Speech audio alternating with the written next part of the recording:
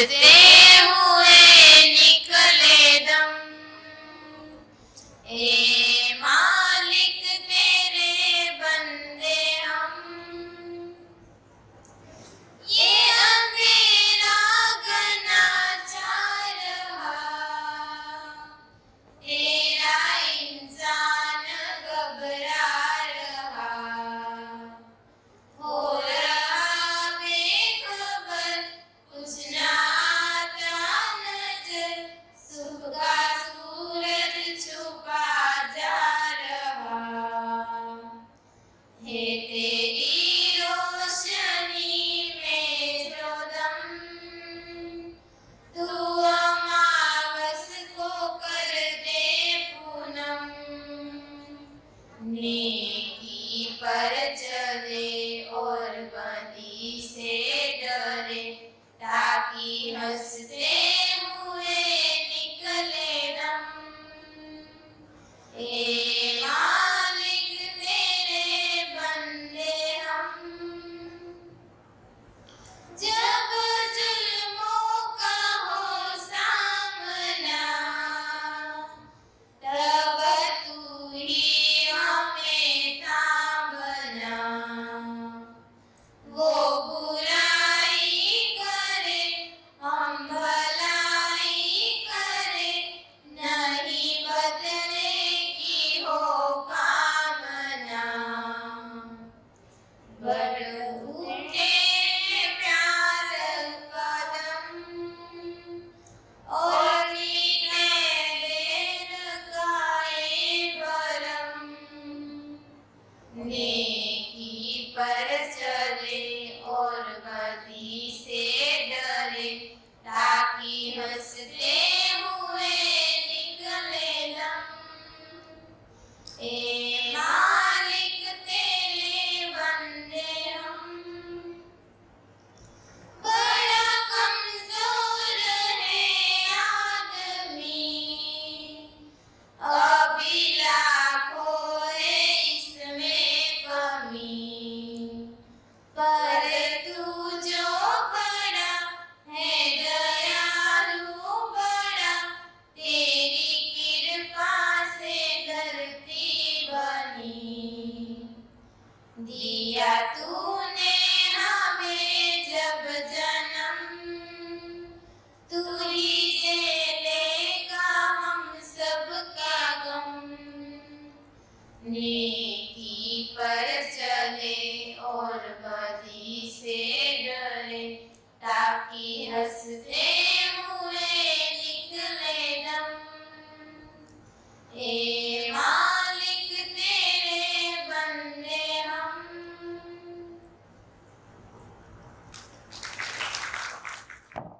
Hello hello सभी को नमस्कार। कल हमने अस्तित्व को लेके फिर से एक बार याद दिला देता हूँ। देखो, शुरू हमने कहाँ से किया था? एड्रेस करा था, उसके बाद जिंदा रहना और जीना, फिर जीना क्या है। तो जीना क्या है मतलब विश्वासपूर्वक जीना। विश्वासपूर्वक जीने के लिए क्यों जीना है, कैसे जीना है? क्यों जीना है? निरंतर सुख। सुख क्या है? सुख क्या है? स्वीकृति का भाव। स्वीकृति किसके लिए? व्यवस्था के लिए। फिर व्यवस्था क्या है? तो प्रकृति में हमने व्यवस्थाओं को, चार अवस्थाओं में हमने व्यवस्था को देखा। कैसे है? नीचे से ऊपर है, हर इकाई स्वयं में व्यवस्थित है, स्वानुशासित है, स्वनियंत्रित है, जीने दो और जियो है, ऐसा हमने देखा। तो सुखी होने का सिलेबस क्या हुआ?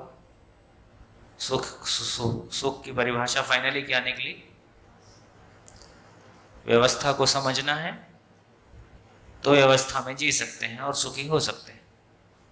व्यवस्था नहीं समझ में आती है, अव्यवस्थित रहते हैं, जैसे भाव और विचार का व्यवस्थित हो जाना अपने भीतर की व्यवस्था है। शरीर का स्वस्थ रहना शरीर की व्यवस्था है। तो इसका मतलब है कि यदि कोई व्यवस्था हमको समझ में नहीं आती है तो वो अव्यवस्थित रहेगी। तो धीरे से ये बात ध्यान में आई कि सुखी होने का मतलब है व्यवस्था को समझना और व्यवस्था में जीना। कहाँ कहाँ व्यवस्था को समझना, कहाँ कहाँ व्यवस्था को समझना? मानव में व्यवस्था को समझना, परिवार में समझना, समाज में समझना और प्रकृति में समझना। ऐसा हमने 4 भाग में कहा। और पिछले 5 दिन में हमने मानव में व्यवस्था को समझा। मानव में व्यवस्था को समझा तो क्या समझा? मानव क्या है? शरीर और जीवन का साथ साथ होना। शरीर की आवश्यकता अलग, जीवन की आवश्यकता अलग, दोनों को पूरा करने का तरीका अलग।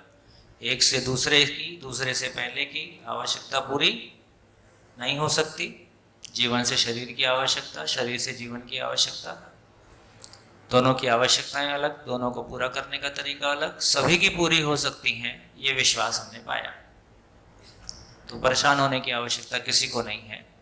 सभी सम्मानित हो सकते हैं, सभी अपनी पहचान के साथ जी सकते हैं, सभी समृद्धि के भाव के साथ जी सकते हैं। इस बात को हमने पाया। अब यहां से फिर आगे चले, तब ये मन में प्रश्न उठने लगा कि आखिर सभी मानव सुखी क्यों चाहते हैं? तो जो शुरू में हमने चर्चा किया था कि मूल प्रश्न 2 हैं, क्यों जीना है और कैसे जीना है। उसके लिए क्या समझना है, इन दोनों प्रश्नों का उत्तर मिल जाए तो संसार क्या है, मैं क्या हूं, करना क्या है। तो पिछले दिनों में हमने मानव के बारे को समझने की कोशिश की, मैं के बारे समझने की कोशिश की।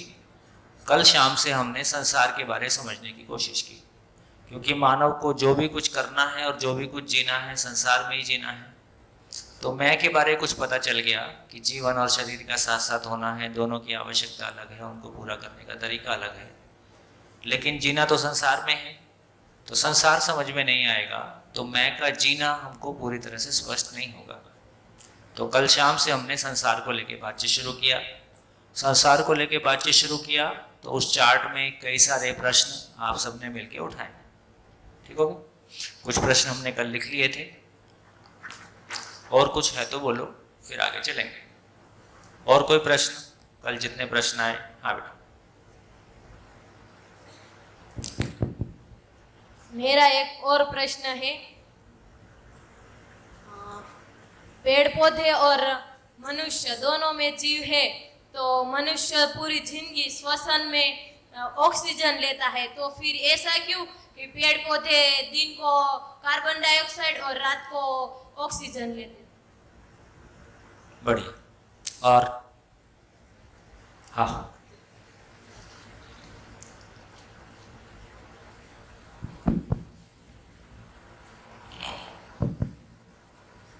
खुद प्रकृति के पास कलरों यानी कि रंगों की कमी नहीं है। उन्होंने कलरफुल फ्लावर्स बनाए। मेघधनुष वो भी 7 रंगों का होता है, रेनबो होता है। और मानव में भी कलर है, काला गोरा। और हम महादेव की फोटो देखते तो उनका रंग नीला होता है। ऐसे सब प्रकृति के पास कलरों की कमी नहीं है। तो उसने पानी क्यों बिना कलर के बनाया? पानी का कोई रंग क्यों नहीं है? और अगर हवा है, ऑक्सीजन है, तो हमें दिखता क्यों नहीं है? बढ़िया।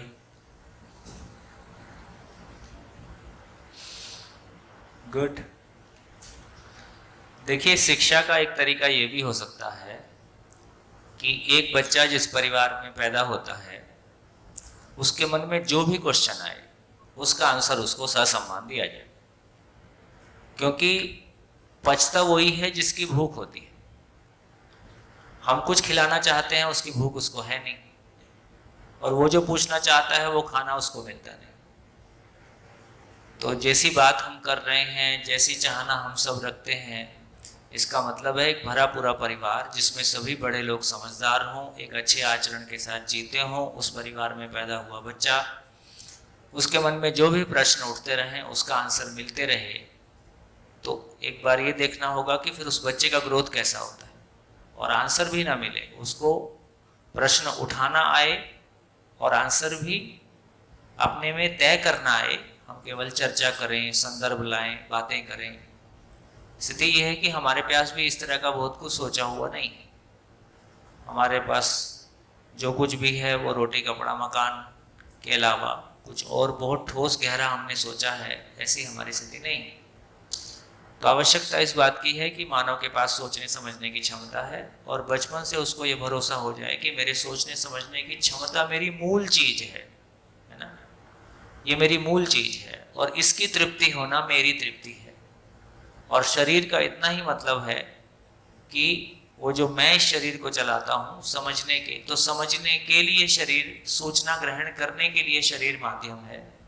वो सूचनाओं को प्रोसेस तो मैं ही करता हूँ, उन सूचनाओं के अनुरूप जीने के लिए शरीर माध्यम है। जब मैं जीता हूँ तो कोई निष्कर्ष आता है, वो मेरे आगे बढ़ने के लिए सहायक होता है। तो शरीर मेरी जागृति के लिए सहायक है ना, शरीर मेरे आगे बढ़ने के लिए सहायक है। तो शरीर का कुल मतलब इतना है कि जीवन तृप्ति के लिए शरीर साधन है। इस रूप में हमारे को ध्यान में आएगा तो मेरे को लगता है कि हमारे परिवार का वातावरण, जैसे कि पहले भी हमने चर्चा किया, एक बच्चे का गर्भ संस्कार का क्या मतलब है कि एक बच्चे के गर्भ संस्कार, गर्भ के दौरान माँ जो सुनती है, बोलती है ना, कहती है, उसका वो बच्चे को सुनाई देता है। इसका मतलब हुआ कि सभी घर के लोग कैसे बात करेंगे, तो ये गर्भ संस्कार कोई आधे घंटे में होने वाला है ना। पूरा परिवार मिलके 10 साल 5 साल समझने का काम करेगा तो परिवार में वो वातावरण बनेगा जिसमें कि सही अर्थों में हम एक बच्चे का स्वागत कर सकें। तो इस तरह के सभी प्रश्न जो आपके मन में, अच्छा एक बार ये प्रश्नों का दौर शुरू होता है, फिर ये चुप हो जाता है कि उठता ही रहता है, फिर नया नया प्रश्न उठता है, हम नया नया सोचते हैं, नया नया प्रश्न उठता है, फिर हम कुछ और पढ़ेंगे। आजकल सब चीज़ें उपलब्ध हैं तो आगे हम बढ़ सकते हैं। चलिए लिख लिए प्रश्न। हाँ जी, और किसी का कुछ कहने का मन है? हाँ जी, बोलो बोलो। गुड। ये जो रंग है वो वास्तव में कोई रंग नहीं है, ये हमारी आँख से दिखाई देते हैं, वो जो अलग अलग रंग, तो वो कैसे? रंग क्या है? मतलब मैंने कहीं पढ़ा था कि वास्तव में कोई रंग है ही नहीं। चलो कुल मिला के क्वेश्चन ये है कि रंग क्या है। हाँ, और वो हमारी आँख से जो हम अलग अलग रंग देखते हैं वो हमारी आँख के द्वारा देखते हैं, बाकी वास्तव में कोई रंग नहीं है। चलो देखेंगे, समझेंगे, ठीक है। और बताओ, पीछे दो माइक। पशु और पक्षी हमारी तरह सजीव होते हैं, तो वो हमारी तरह बोल क्यों नहीं सकते? लिख लो। और कुछ? और कुछ? और कुछ? हो गया? हो गया? आगे बढ़े? चलिए आगे बढ़ते हैं। लास्ट, पीछे माइक दे दो। मैंने कहीं सुना था कि कुत्ते को ब्लैक एंड व्हाइट ही दिखता है, तो वो चीजों को पहचान कैसे लेता है? क्या हो गया? कुत्तों को रात में दिखता है। कुत्तों को सिर्फ ब्लैक एंड व्हाइट ही दिखता है, तो वो चीजों को कैसे पहचान लेता है? चीजों को कैसे पहचान लेता है? चलो अच्छी बात है, मुझको भी नहीं पता था। अगर प्रकृति हमारी माँ है तो उनकी भी कोई ना कोई माँ होगी।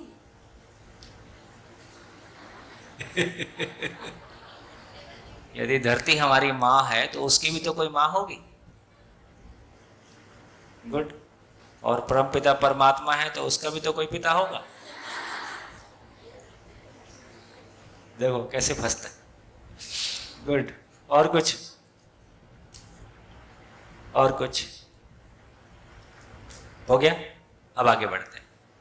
चलिए ये वाला बोर्ड साफ कर दो।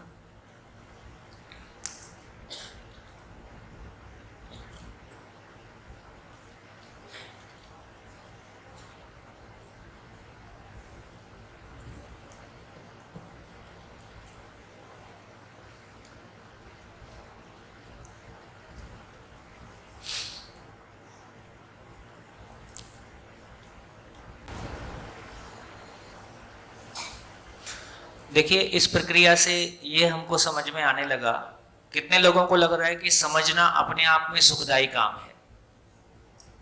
समझना अपने आप में सुखदायी काम है। मानव जो कुछ भी करता है सुख की तलाश में करता है। यदि समझना उसके लिए सुखदायी काम है और समझने के लिए पढ़ना उसकी जरूरत है तो पढ़ लेगा। अभी हम जो पढ़ रहे हैं उससे कोई समझने का सुख नहीं मिलता है, इसलिए पढ़ाने वाला भी थक जाता है, पढ़ने वाला भी थक जाता है। जैसे इस बोर्ड में देखें, फिजिक्स कहाँ पे है? इस बोर्ड में फिजिक्स कहाँ पे है? ये बोर्ड थोड़ा फोकस कर दो। इसमें फिजिक्स कहाँ पे है? पदार्थ। केमिस्ट्री कहाँ पे है? ठीक। बायोलॉजी कहाँ पे है? बॉटनी कहाँ पे है? जूलॉजी कहाँ पे है? पशु। और क्या? मैथमेटिक्स कहाँ पे है? मैथमेटिक्स मतलब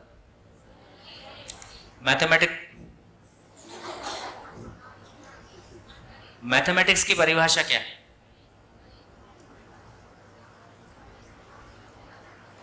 जोड़ना घटाना।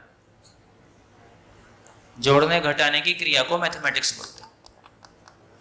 तो जोड़ना घटाना क्यों है? गिनने के लिए। तो सब कुछ को गिनते हैं, ये सारा ही मैथमेटिक्स में। जब इसको गिनने की भाषा में लाएंगे तो मैथमेटिक्स है। ठीक हो गया? इसमें हिंदी कहाँ है? इंग्लिश भी है। कुल मिला के किसी वस्तु को भाषा की परिभाषा क्या है? भाषा की परिभाषा क्या है?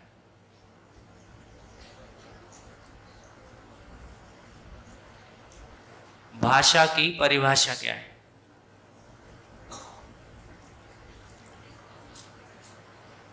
जो भाव को व्यक्त कर दे उसका नाम भाषा है।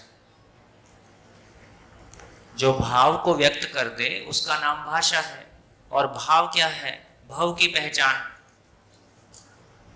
तो प्रकृति में कोई वास्तविकता है, उसको मैंने पहचाना है, उसको मैं आपको बताना चाहता हूं। उसके लिए मेरे को जिन संकेतों की आवश्यकता है, ध्वनि की आवश्यकता है, उसको मैंने भाषा कहा। वो भाषा इंग्लिश हो सकती है, हिंदी हो सकती है, गुजराती हो सकती है, मराठी हो सकती है। लेकिन अभी इस बात पे हमारा ध्यान कितने लोगों का चला गया कि अभी संसार में हम सब के भाष में वस्तु भाषा है, मानव भाषा नहीं है। इस बात पे ध्यान गया? हमारे पास वस्तु की भाषा है। जैसे इंजीनियरिंग क्या है?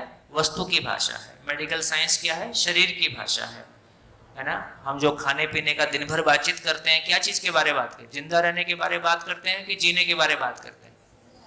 जिंदा रहने के बारे में बात करते हैं तो वस्तु भाषा है। एग्रीकल्चर वस्तु भाषा है। तो हमारे पास जितनी भी भाषा भी उपलब्ध है, टर्मिनोलॉजी उपलब्ध है, वो सब वस्तु की भाषा है। मानव भाषा अभी हमारे पास नहीं है। हिंदी, इंग्लिश में जितनी भी भाषा विश्व में उपलब्ध है सब वस्तु भाषा है। मानव भाषा हमारे पास नहीं है। ऐसा क्यों बोल रहे हैं?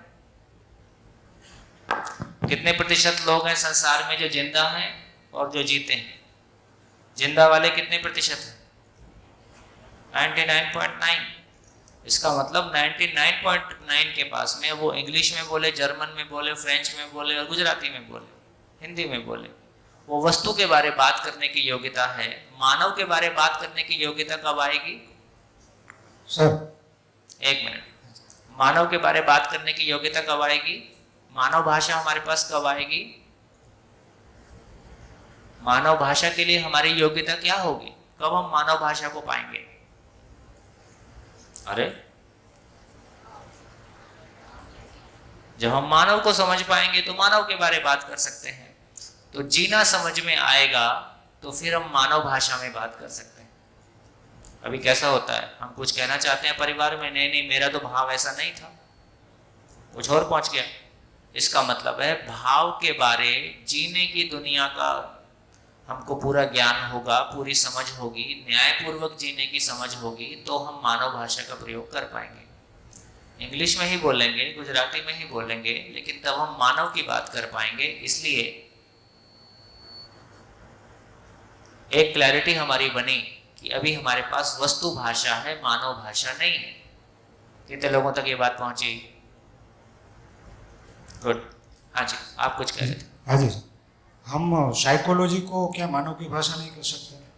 मानव की भाषा कहना तो चाहिए, नहीं कह सकते, क्योंकि साइकोलॉजी पढ़ के साइके समझ में आया होता तो कहते। साइकोलॉजी पढ़ के नौकरी समझ में आती है, अपना घर ठीक किया होता, अपना मन ठीक किया होता तो मानते।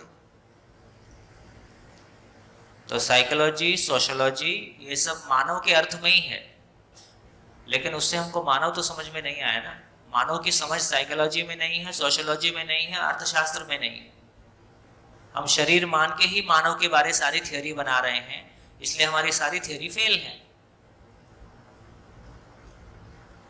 उसको करके, सोशियोलॉजी को पढ़ के मेरे को समाज समझ में आ गया और मैंने समाज भय से मुक्त हो पाया, ऐसा कहाँ हुआ? सोशियोलॉजी पढ़ के एक नौकरी आई, उससे घर चल गया।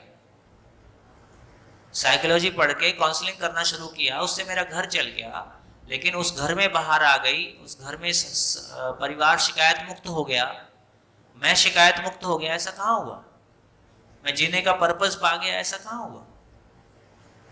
दुकान चल गई।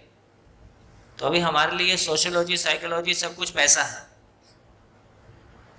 कुछ समझ में आया जिससे मेरी जिंदगी में सुकून आ गया, मेरे भाव और विचार में स्थिरता आ गई, ऐसा कहना मुश्किल है। हाँ जी, और कोई कंफ्यूजन? बढ़िया हो गया? क्या बात हो गई? तो इसमें क्या आ गया? इकोनॉमिक्स कहाँ आएगा? अर्थशास्त्र इसमें कहाँ आएगा? जितना जड़ संसार है उसकी व्यवस्था अर्थशास्त्र है। और क्या बता, एस्ट्रोनॉमी कहाँ आएगा? वो भी खुला नहीं है, वो चैप्टर अभी खुला नहीं है।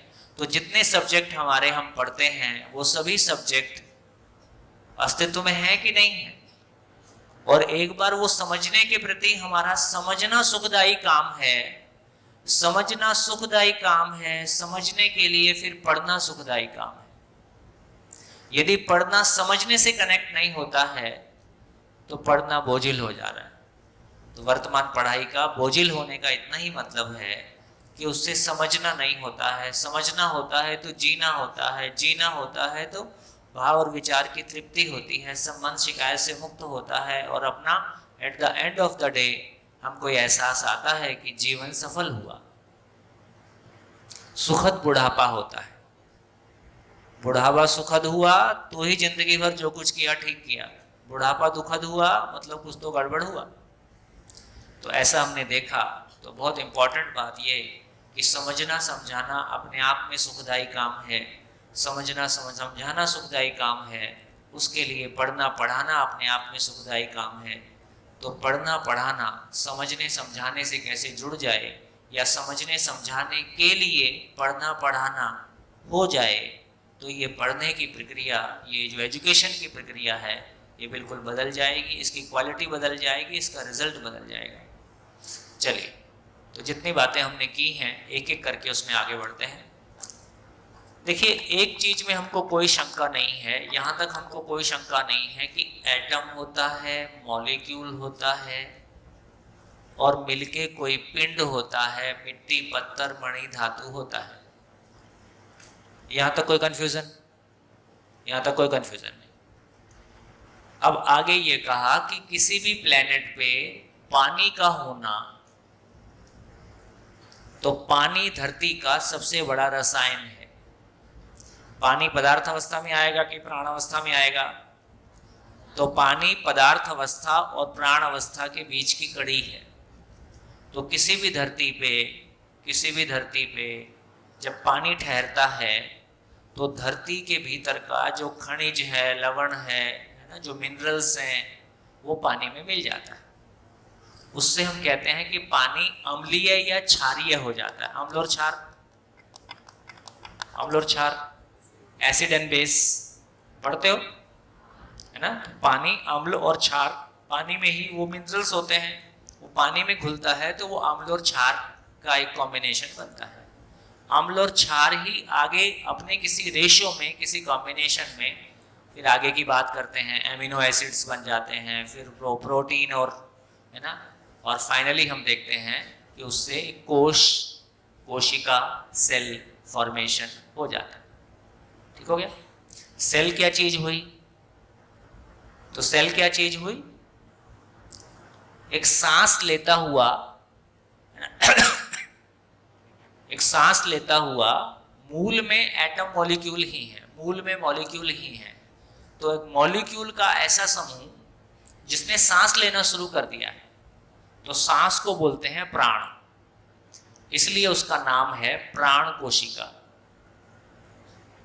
प्राण कोशिकाएं,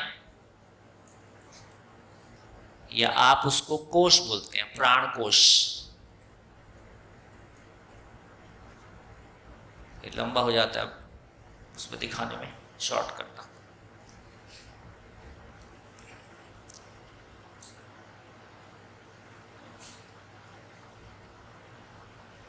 तो इसका मतलब है, अब ये समझ में आ गया कि प्राण कोशिकाएं, प्राण कोश, कोश बोलते हो आप गुजराती में, कोश मतलब सेल।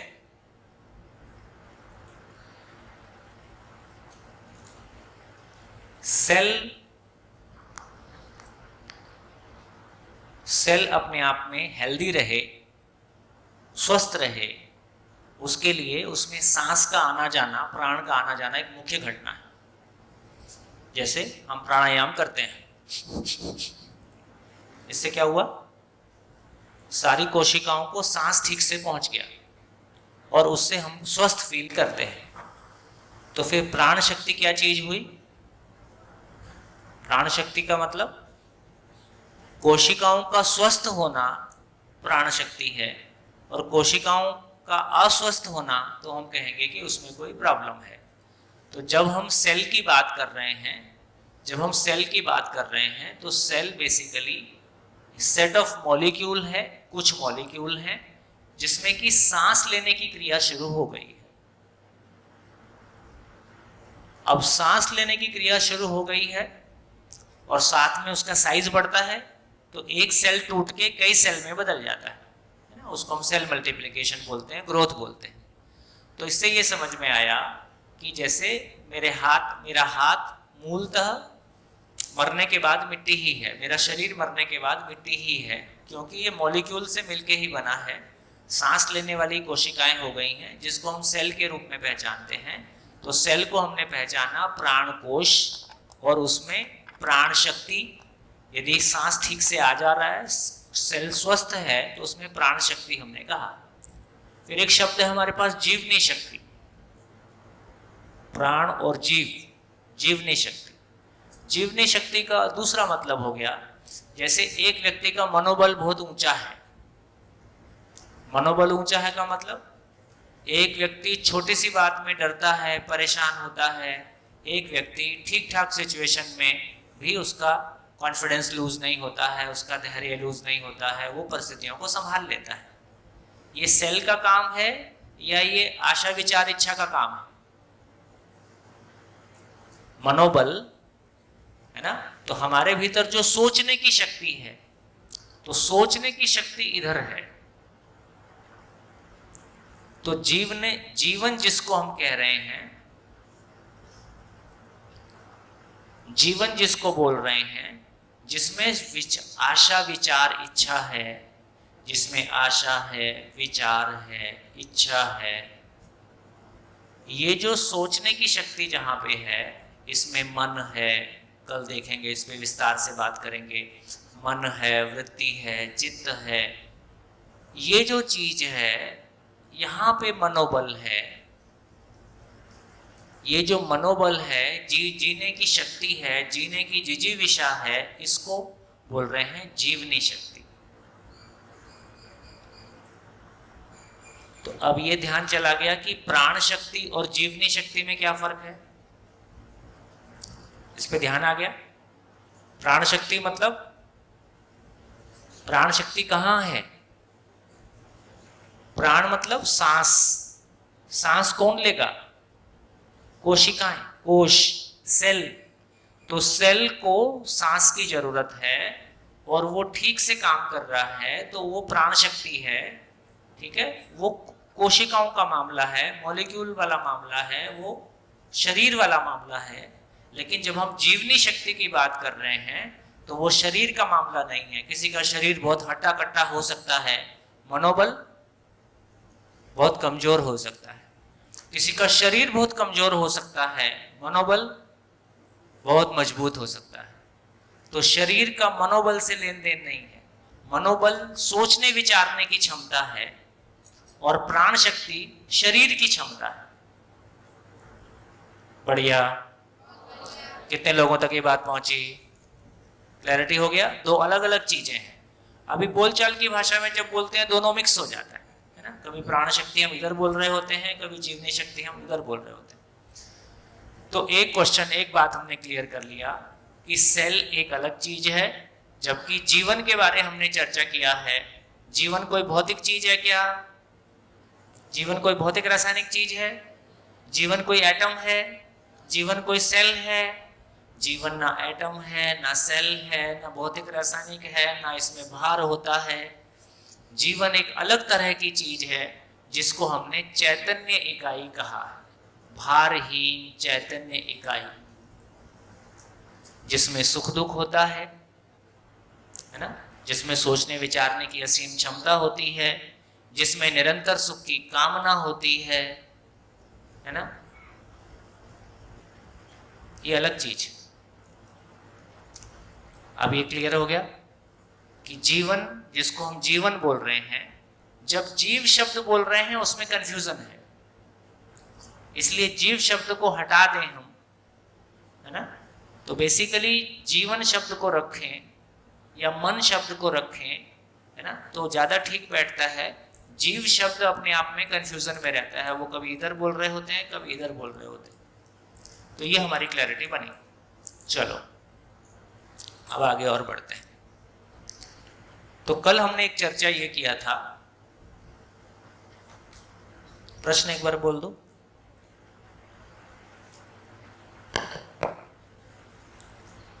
शुरू से।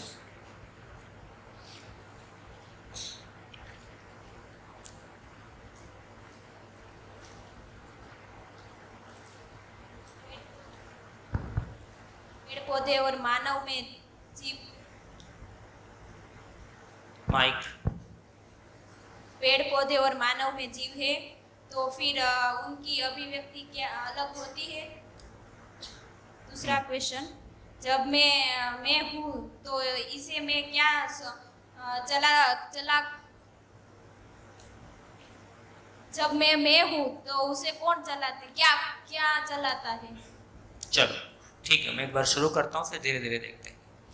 देखो अब ये समझ में आ गया कि पेड़ पौधे क्या है।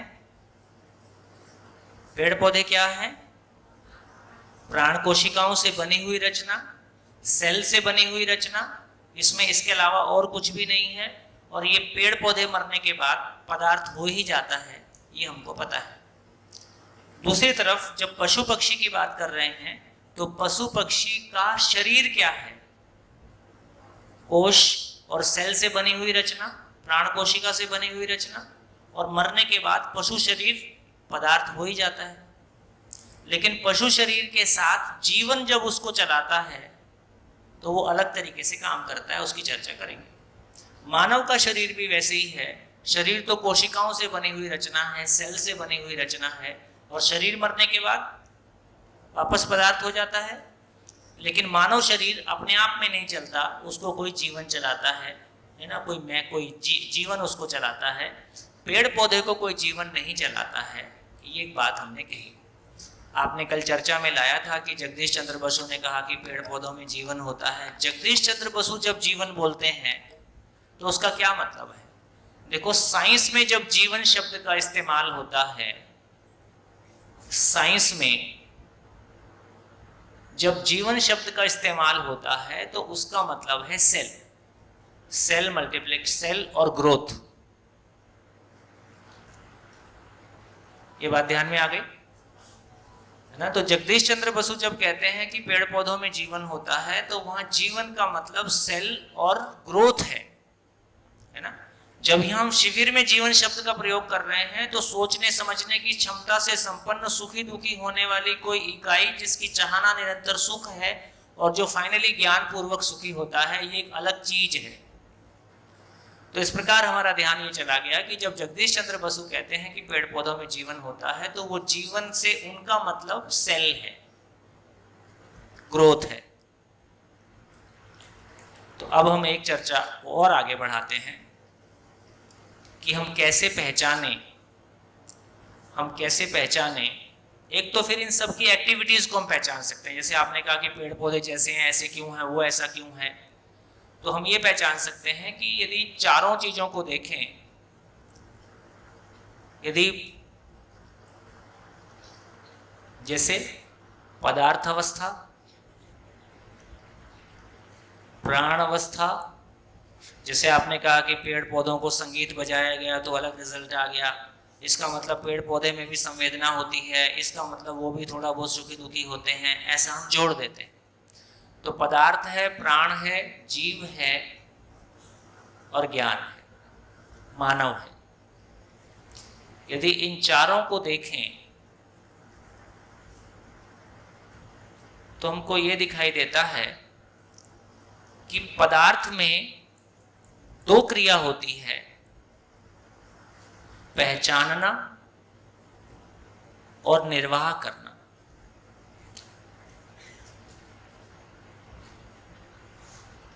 ये पदार्थ में दो क्रिया होती है। क्या मतलब? पहचानना और निर्वाह करना होता है कि नहीं होता है? कैसे? पहचानना, निर्वाह करना। जैसे लोहे का एटम दूसरे लोहे के एटम को पहचानता है कि नहीं पहचानता है, और उसको पूरी ताकत के साथ पकड़ के रखता है कि बीच बीच में छोड़ देता है? पकड़ के रखता है, वही लोहे की ताकत है। इसका मतलब ये हुआ कि लोहे का परमाणु दूसरे लोहे के परमाणु को पहचानता है ना, कॉपर को पहचानता है, गोल्ड को पहचानता है, या आपस में भी किसी तरह से रासायनिक समीकरण में एक दूसरे को पहचानते हैं। तो जितना भी जड़ संसार है उसके एटम मॉलिक्यूल एक दूसरे को पहचानते हैं, एक दूसरे को पकड़ के रखते हैं, है ना। जैसे लोहा छत में लगा हुआ है तो लोहा सीमेंट और गिट्टी को पहचानता है कि नहीं? लोहा सीमेंट और गिट्टी को पहचानता है, तभी पकड़ के रखा हुआ है। तो इससे ये समझ में आता है ना, कि जैसे जितनी भी बाहर वाली वस्तुएं हैं वो एक दूसरे को पहचानती हैं कि नहीं। इसको कहीं से भी छोड़ेंगे वो जाके टेबल पे टिकेगा। समुद्र में कहीं भी बॉटल डाल दो वो वापस किनारे तक पहुंच जाएगी। तो ठोस को पहचानता है। पानी कहीं भी डालो समुद्र की ओर जाएगा, पानी को पहचानता है। हवा कहीं भी छोड़ो, हवा धरती के 2000 फुट नीचे हवा छोड़ो तो ऊपर ही जाएगी। हवा को पहचानती है, हवा को पहचानता है, मिट्टी को पहचानता है, लोहे को पहचानता है। इस प्रकार पूरी प्रकृति में देखेंगे तो सजातीय चीजें एक दूसरे को पहचानती हैं। एक उम्र वाले लोग अपनी उम्र के लोगों को पहचानते हैं, एक जाति के लोग अपनी जाति के लोगों को पहचानते हैं, एक धर्म के लोग अपने धर्म के लोगों को पहचानते हैं, है ना। इस तरह से वो पहचान प्रकृति में बनी हुई है। कैसे बनी हुई है उसकी चर्चा बाद में करेंगे, लेकिन ये दिखाई दे रही है कि नहीं दे रही है? दिखाई दे रही है। तो अभी के लिए एक बात पे हमारा ध्यान चला गया कि जितना भी जड़ संसार है उसमें पहचानना होता है, और पहचानने के आधार पर निर्वाह करना। निर्वाह करना का क्या है गुजराती में? निर्वाह करने को क्या बोलते हैं? निभाना, भरण पोषण नहीं। जैसे लोहा लोहे को पहचानता है और लगातार पहचान के रखता है, लगातार पहचान के रखता है, मतलब उसका जो जैसा पहचानता है वैसा निर्वाह करता है, वैसा जीता है। तो इसके लिए गुजराती में क्या शब्द है?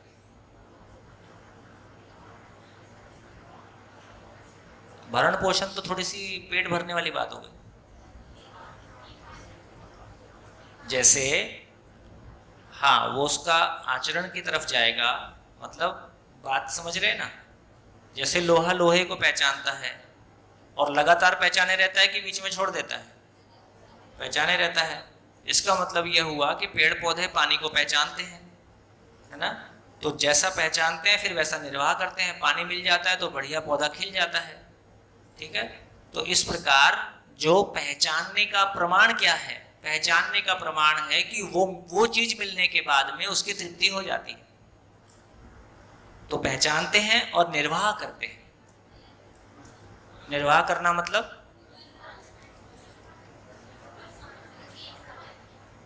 हाँ, परस्पर संबंध, परस्पर संबंध को निभाते हैं, परस्पर संबंध को पहचानते हैं और परस्पर संबंध को निभाते हैं। पहचानने का प्रमाण क्या हुआ? यदि निभाया नहीं तो निभाने से पता चलता है कि पहचानते हैं। तो दोस्त ने दोस्त को पहचान लिया, दोस्त ने दोस्त को पहचान लिया, क्या मतलब है?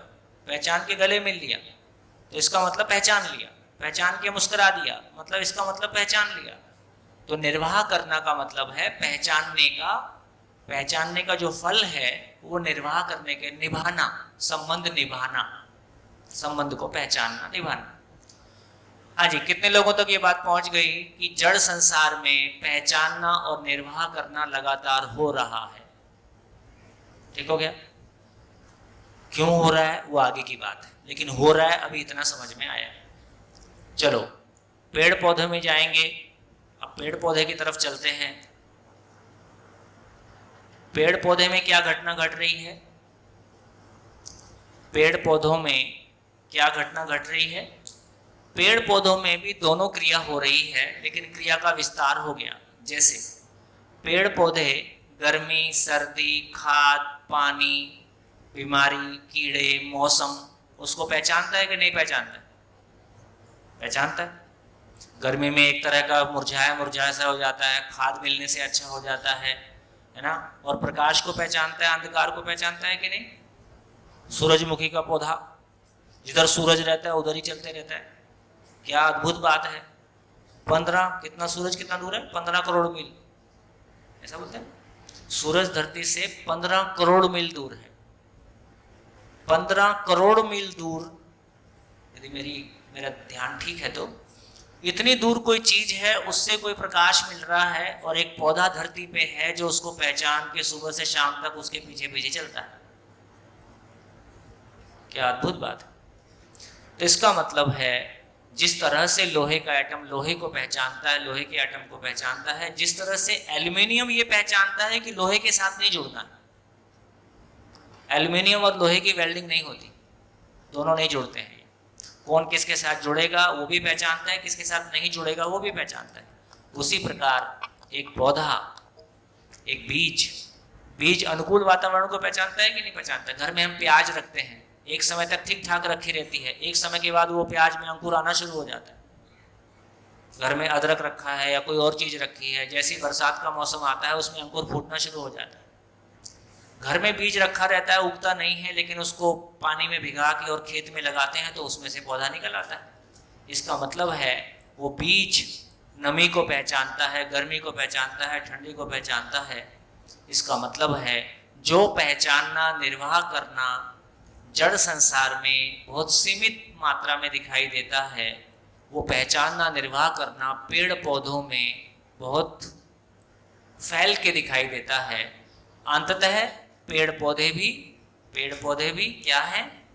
मॉलिक्यूल्स ही हैं, सांस लेती हुई कोशा है, सांस लेते हुए सेल्स हैं, फाइनली वो मॉलिक्यूल्स ही हैं, एटम्स ही हैं। तो पहचानना, निर्वाह करना उसमें भी होता है। बढ़िया। फिर हमने कहा संगीत से पौधे प्रभावित हो गए, है ना? तो क्या हो गया? क्या फर्क पड़ गया? संगीत और शोर में क्या फर्क है? शोर और संगीत दोनों में क्या अंतर है? दोनों में क्या अंतर है? दोनों ध्वनि है, लेकिन दोनों में क्या अंतर है? व्यवस्थित और अव्यवस्थित। बहुत बढ़िया। तो संगीत एक व्यवस्थित ध्वनि है, शोर एक अव्यवस्थित ध्वनि है। व्यवस्थित ध्वनि का प्रभाव कैसा पड़ेगा? व्यवस्थित पड़ेगा। अव्यवस्थित ध्वनि का प्रभाव कैसा पड़ेगा? अव्यवस्थित पड़ेगा।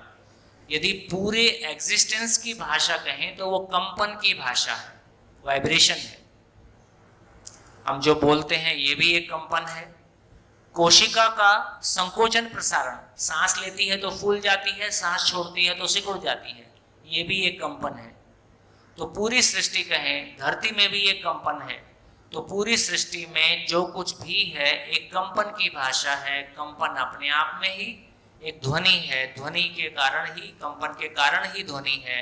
इसका इतना ही मतलब हुआ जब हम कहते हैं कि पेड़ पौधे संगीत को पहचानते हैं, तो वहाँ कोई आत्मा आके नहीं बैठ गई है, वहाँ कुल मिला के कोई जीवन नाम की चीज नहीं है, उसको और चर्चा करेंगे। लेकिन क्लैरिटी हमारी ये बनी कि जड़ संसार में पहचानने निर्वाह करने का काम होता है। जिस तरह से पेड़ पौधे पानी की तलाश में अपनी जड़ को नीचे ले जाते हैं, जो सघन वन होते हैं वो ऊंचे ऊंचे क्यों जाते हैं? हम घर के बाहर पेड़ लगा देते हैं तो वो ऐसे फैल जाता है उसकी शाखाएं। और जो फॉरेस्ट होता है, जहाँ सघन होते हैं वन, बहुत ज्यादा पेड़ होते हैं, वो ऊपर ही ऊपर क्यों भागते हैं सीधे सीधे? है प्रकाश की तलाश में, क्योंकि बाजू में पेड़ है, उसको फैलने की गुंजाइश ही नहीं है। तो प्रकाश की तलाश में, और उसको उतनी ही जगह मिल रही है तो ऊपर ही ऊपर चलेगा, है ना। अभी ऐसे बहुत सारे बैक्टीरिया और क्या क्या डेवलप कर रहे हैं, जिसकी वजह से कि पेड़ पौधे अपनी जड़ों को लंबा पानी नीचे तक ले जा सकें, ताकि पानी नीचे है ऊपर नहीं है तो पेड़ को पानी मिल सके। तो ऐसे बहुत सारी चीजें हो रही हैं, है ना। पेड़ पौधे, पीपल का पेड़ देखा है, वो ऊपर छत पे लगा रहता है, पाइप में से जड़ निकाल के नीचे घुसा देता है ना। और कोई कोई पेड़ पीपल का ऐसा रहता है जिसमें वो बिजली का पोल बीच में आ गया तो पोल को ही बीच में लपेट लिया, पोल पेड़ के अंदर ही चला गया, है ना। और पेड़ जो उसके चारों तरफ हमको पेड़ दिखाई देता है। तो इसका मतलब ये है कि जड़ संसार में पहचानने निर्वाह करने का काम होता है। पेड़ पौधे भी जड़ संसार ही हैं, केवल सांस लेने की क्रिया उसमें और बढ़ गई है। तो उस कारण से वो ध्वनि को एक प्रकार से संगीत में ध्वनि को एक प्रकार से पहचानता है, उसका सकारात्मक प्रभाव होता है। और जो शोर है, अव्यवस्थित ध्वनि को एक नकारात्मक प्रभाव के रूप में पहचानता है। बढ़िया, यहाँ तक बात हो गई, है ना। इसका मतलब ये हुआ कि पेड़ पौधे में भी पहचानने का काम होता है और निर्वाह करने का काम होता है। ये दोनों काम यहाँ भी होते हैं। अब देखिए, शरीर क्या है? पशु पक्षी का शरीर क्या है? पशु पक्षी का शरीर भी सेल्स है। आप पढ़ते हो ना, एनिमल सेल और plant cell. Structurally animal cell और प्लांट सेल में कोई अंतर नहीं है, दोनों में केंद्र होता है, माइटोकॉन्ड्रिया होता है, ये होता है, वो होता है। रचना का सिद्धांत दोनों का एक ही है। तो मानव शरीर में हम एनिमल सेल की बात करते हैं, प्लांट सेल की बात करते हैं, तो मूल में सेल एक ही जैसा है। इसका मतलब है जीव का शरीर भी मूलतः सेल से बना हुआ है, मानव का शरीर भी सेल से बना हुआ है, इसलिए उसमें भी पहचानने निर्वाह करने का काम होता है। एक एग्जाम्पल से इसको समझते हैं। जैसे मैं जहर खाऊं या नहीं खाऊं, ये मेरा निर्णय है। ये किसका निर्णय है? शरीर का निर्णय है कि जीवन का निर्णय है? ये जीवन का निर्णय है कि मुझको जहर खाना है कि नहीं खाना। लेकिन एक बार जहर पेट में चला गया, अब मेरा कोई निर्णय काम करेगा? अब मेरा निर्णय काम नहीं करेगा, मेरा निर्णय खत्म। अब किसका निर्णय काम करेगा? शरीर का। और शरीर का निर्णय कैसे काम करेगा?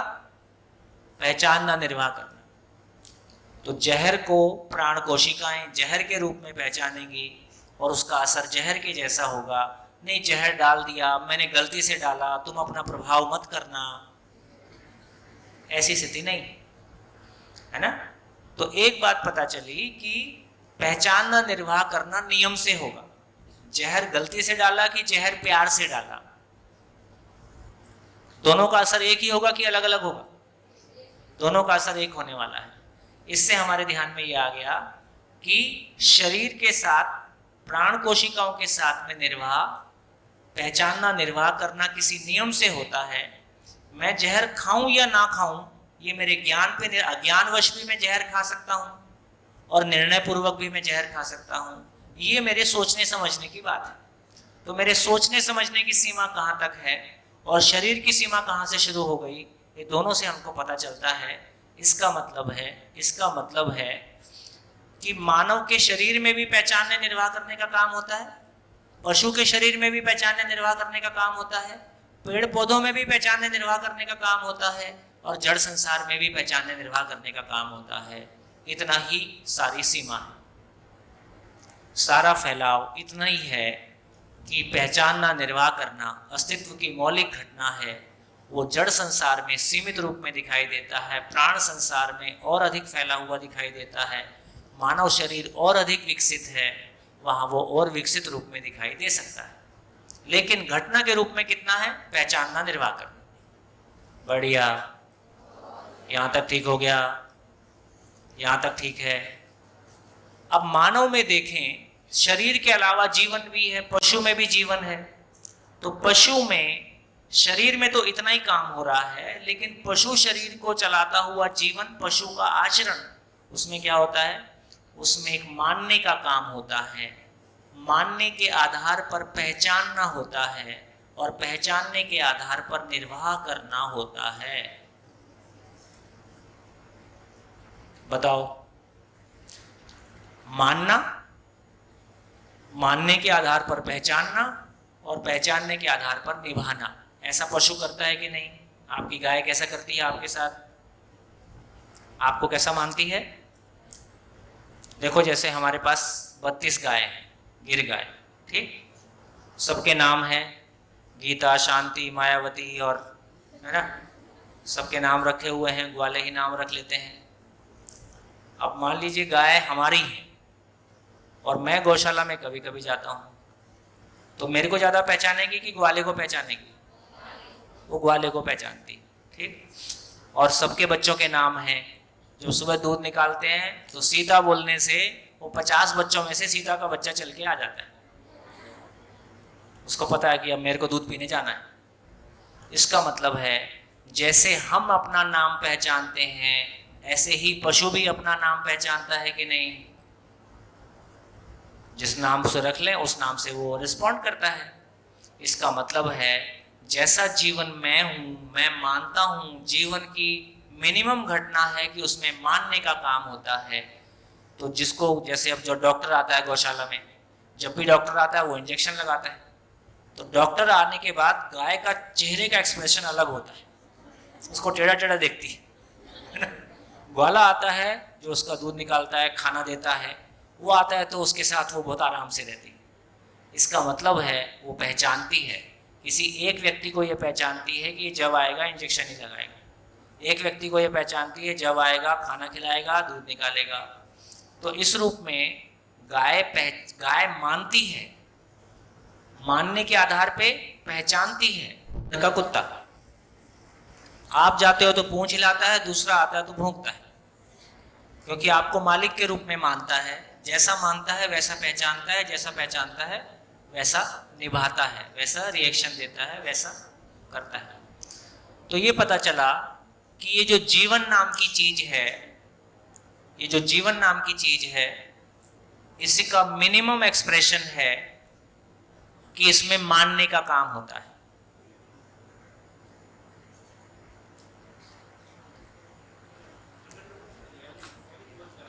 अच्छा, जनरेटर पे चल रहा है।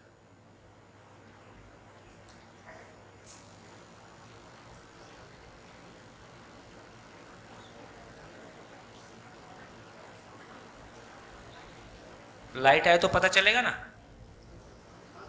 लाइट आएगा तो पता चल जाएगा, अपने आप नहीं शुरू होगा, करना पड़ेगा, झटका लगेगा। किसको लगे? एलईडी को। और जिसको झटका लगेगा वो पहचानेगा कि नहीं पहचानेगा? पहचानेगा तो निर्वाह करेगा।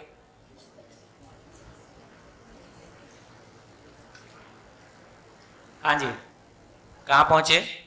तो अभी एलईडी नहीं चल रही है तो मैं लिखने का काम नहीं करूंगा, है ना। बोल के जितनी बात हमारी हो पाएगी तो उतनी काफी सारी बात हमारी होती रहेगी। आप थोड़ा सा अपना ध्यान ठीक से बनाए रखो। तो अभी हमने देखा, जितनी बात अभी तक हुई उसको फिर से रिपीट कर देता हूं।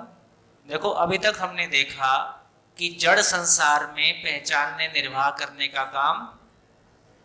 अब निर्वाह करना शब्द आप तक पहुंचता है कि नहीं पहुंचता है?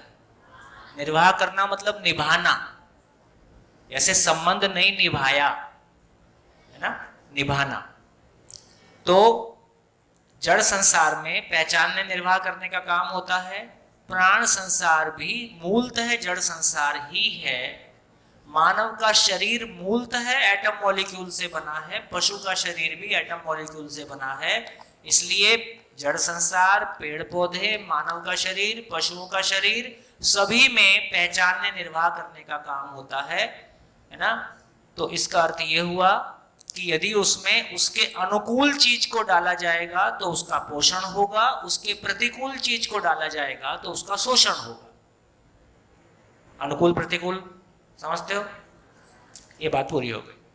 अब हमने ये भी देखा कि पशु शरीर को भी जीवन चलाता है, मानव शरीर को भी जीवन चलाता है वही जीवन जो मानव शरीर को चलाता है। इसका मतलब यदि इस रूप में कहें तो पशु शरीर मरने के बाद एक जीवन मानव शरीर को चला सकता है, और मानव शरीर को चलाता हुआ एक जीवन शरीर के मरने के बाद पशु शरीर को भी चला सकता है। दरवाजा खुला है, जीवन की चॉइस है, जीवन की अपनी मनस्थिति है कि अपनी वो विकास के किस स्तर पे है और अपनी मनस्थिति के रूप में क्या है और वो किस तरह के शरीर को चलाना चाहेगा।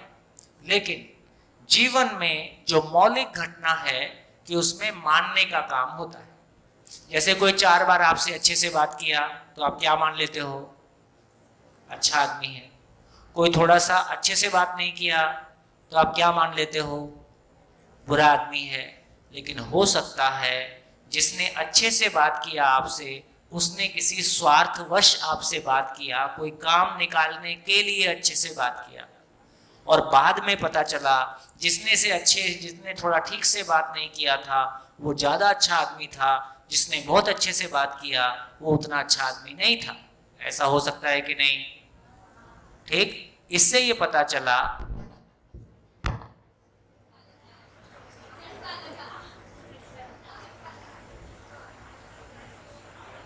आओ आओ हेलो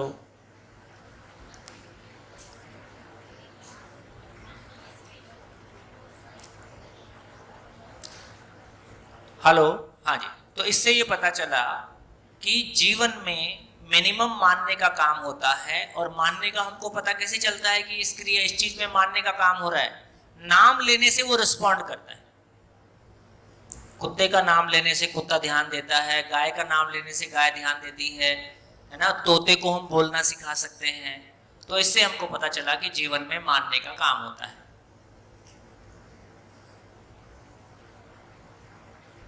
हो गया? फोटो देख लिया? अब इधर देख लो। तो अब ये क्लैरिटी हमारी बन गई कि जीवन में मिनिमम मानने का काम होता है। जीवन की मिनिमम इवोल्यूशन में एक जीवन पशु शरीर को चलाता है, और जीवन के हायर इवोल्यूशन में उसके विकास के क्रम में वो मानव शरीर को चलाता है। मानव शरीर के साथ जीते हुए जो महिमा है, जो अंतर है, पशु और मानव में अंतर क्या है? पशु और मानव में क्या अंतर है? कल्पनाशीलता है और कर्म स्वतंत्रता है। इसलिए जब मानव की बात करते हैं तो मानव में कल्पनाशीलता है। कल्पनाशीलतावश मानव में जानने की क्रिया होती है। तो मानव में जो फर्क है वो इतना है कि जानना होता है, जानने के आधार पर मानना होता है, मानने के आधार पर पहचानना होता है, पहचानने के आधार पर निर्वाह करना होता है। ये मानव की महिमा है। ये बात पहुंची कि नहीं? पहुंच गई? कल्पनाशीलता किस बात के लिए है? तो कल्पनाशीलता संसार क्या है, मैं क्या हूं, करना क्या है, मैं अपने जीने के स्वरूप को पहचान सकूं, अस्तित्व में भव जैसा है। अच्छा ये बताओ, अब मैं जब भाषा बोल रहा होता हूं तो मेरे साथ साथ आप चल पाते हो कि नहीं चल पाते? कितने लोग चल पाते हैं? हाँ, क्योंकि धीरे, यदि मैं पहले दिन ऐसा बोलता तो आप नहीं भाषा पकड़ पाते। अभी 6 दिन में हमारी ये प्रैक्टिस हो गई है कि जब मैं भाव बोलता हूं तो आपको भाव की स्वीकृति ध्यान में रहे, तो आपको उसका मीनिंग पकड़ में आएगा, है ना। तो क्या बोला?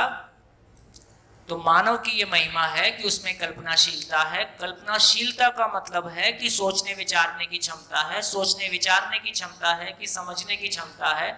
समझने का मतलब है कि जो भाव अस्तित्व में है उसको पहचान लेने का नाम भाव है। मेरी गाय, मेरा घर, मेरी गाय और मेरा घर मैंने पहचान लिया, लेकिन मैं जीवन हूं, शरीर अलग है, ये मैंने पहचाना। अरे मेरी गाय, मेरा घर, मेरे कपड़े, मेरा शरीर, ये मैंने पहचान लिया, तो उसके प्रति मेरा भाव है। लेकिन मैं जीवन हूं और शरीर अलग है, दोनों की आवश्यकता अलग है, पूरा करने का तरीका अलग है और मुझको पूरा करना आता है, क्या हम ऐसा पहचान पाए? इसका मतलब है मानना हुआ है कि जानना हुआ है? क्योंकि जो दूसरी वाली बात बोली ये जानने की महिमा है। ग्लास को हमने फैमिली से देख के मान लिया है कि ये पानी पीने की वस्तु है, दूध को हमने पहचान लिया है, खाने को हमने पहचान लिया है, कपड़े को हमने पहचान लिया है। इतने काम बिना जाने हो सकते हैं, मानने के आधार पर हो सकते हैं। तो देखो कितनी बढ़िया व्यवस्था है प्रकृति में। शरीर को जिंदा रखना सबके लिए आवश्यक है कि नहीं है? आवश्यक है। शरीर को जिंदा रखना सबके लिए आवश्यक है, तो शरीर को जिंदा रखने वाला भाग आंख से दिखाई देता है या इंद्रियों से। जैसे हवा आंख से दिखाई नहीं देती है, पर हवा चल रही है ये पहचान में तो आता है, त्वचा से दिखाई देती है।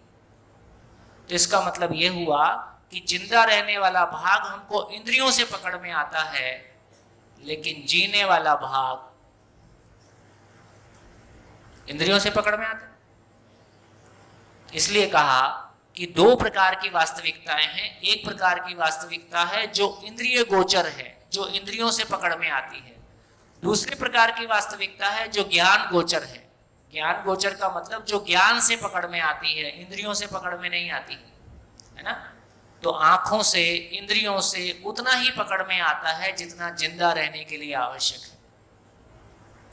ठीक, तो जिंदा रहना सबकी आवश्यकता है, इसलिए वो इंद्रियों से पूरा हो गया। जीना मानव का इवोल्यूशन है, जिसको उसकी आवश्यकता पड़ेगी वो धीरे धीरे उधर जाएगा। देखो एक दूसरी महिमा देखो, अपनों का दुख देख के हम कैसे हो जाते हैं। कोई लोग अपने घर में डेथ हो जाने से, है ना, कई महीने डिस्टर्ब रहते हैं, और कोई तो कई साल भी डिस्टर्ब रहते हैं। घर में डेथ हो गई किसी की, मम्मी की, पापा की, भाई की, किसी और की, या सामान्य घटना है कि परिवार में कोई सुख दुख होते ही रहते हैं। परिवार में झगड़ा हो गया किसी बात को लेके, हमारा मन 2-3 दिन खराब रहता है, फिर धीरे धीरे ठीक होता है। तो ज्ञान का मतलब है कि आदमी की संवेदना बढ़ जाती है। जैसा उसको अपनों का दुख महसूस होता है, वैसा दूसरों का भी महसूस होने लगता है। यदि एक सामान्य आदमी को दूसरों का दुख भी उतना ही महसूस होने लगे तो उसका क्या होगा? अपनों का ही नहीं झेल रहा था, पागल हो जाएगा, सहन नहीं कर पाएगा। इसलिए सहज रूप में यह स्थिति है कि जिंदा रहने की आवश्यकता सभी की समान रूप से है। ज्ञान पूर्वक जीने की आवश्यकता उसकी मनस्थिति के विकास के अनुरूप है।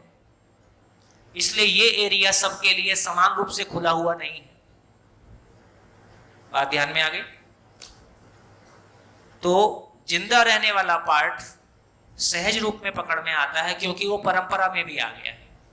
जब तक ये परंपरा में नहीं था तब तक इसके लिए लोगों ने बहुत मेहनत की होगी, कौन सी चीज खाने की है, कौन सी चीज नहीं खाने की है, और पका के खाएं कि कच्चा खाएं, कैसे खाएं, इसमें भी लंबा समय हमने लगाया है। तो इस चर्चा से हमारी ये क्लैरिटी बनी कि जीवन का जो महिमा है, मानव का जो महिमा है, वो मानकर जीने में है कि जानकर जीने में है। मानव का महिमा, मानव की खुशी, उसकी तृप्ति केवल मानकर जीने में है कि जानने के आधार पर मानकर जीने में है? जानकर मानना। इसलिए शिविर के शुरू में क्या बोले? जो भी कहा जाएगा प्रस्ताव है, आपको मानना नहीं है। हम चीजों को जांचेंगे, जांचने के लिए स्वनिरीक्षण करेंगे। ठीक, ऐसा आपको क्यों कहा गया? क्योंकि मानकर जीना, अब तक हम क्या करते आ रहे थे? मानकर जी रहे थे कि जानकर जी रहे थे? मानकर जी रहे थे। मानकर जी रहे थे तो कितने प्रतिशत लोग सामान से सम्मान की तलाश में हैं? कितने प्रतिशत लोग सुविधा से सुख की तलाश में हैं? कितने प्रतिशत? शिक्षित, अशिक्षित, पद वाला, बिना पद वाला, शहर वाला, लंदन वाला, अमेरिका वाला, सब शामिल हो गए। कितने प्रतिशत? 99.9। तो कोई फर्क नहीं पड़ा कि आप ऑक्सफोर्ड से पढ़े कि स्टैनफोर्ड से पढ़े। यदि जिंदा रहने के धरातल पर हैं तो हम सामान से सम्मान की तलाश में हैं, इंद्रियों में ही सारे सुख की कामना करते हैं, और हमारा दुखी होना निश्चित है। संबंध एक नहीं बचेगा, ये भी निश्चित है, आगे और पीछे। तो इससे क्लैरिटी बनी कि मानकर जिंदा रहा जा सकता है संघर्ष करते हुए। घर में भी संघर्ष कर रहे, अपने भीतर भी संघर्ष कर रहे और बाहर भी झंझट चलते ही रहते हैं। तो मानकर जिंदा रहना संभव है, जानकर ही जीना संभव है। जानना ही जीना है, जानना ही जीना है, क्योंकि जानने का मतलब है जो अस्तित्व में भव है, संपूर्ण भव है, उस भव को पहचान लेना और अपने में भावपूर्ण हो जाना, क्योंकि भव की स्वीकृति भाव है। समझ में आ रहा है कि कथा कर रहा हूं? इसलिए पूछता हूं मेरे साथ साथ अब मैं जो बोल रहा होता हूं मेरे साथ साथ आप चल पा रहे होते हो? देखो, इसी शिविर को कम से कम 3 बार देखोगे। ये भाषा ऐसी नहीं है जो आप सुन के दोबारा रिपीट कर दोगे, है ना?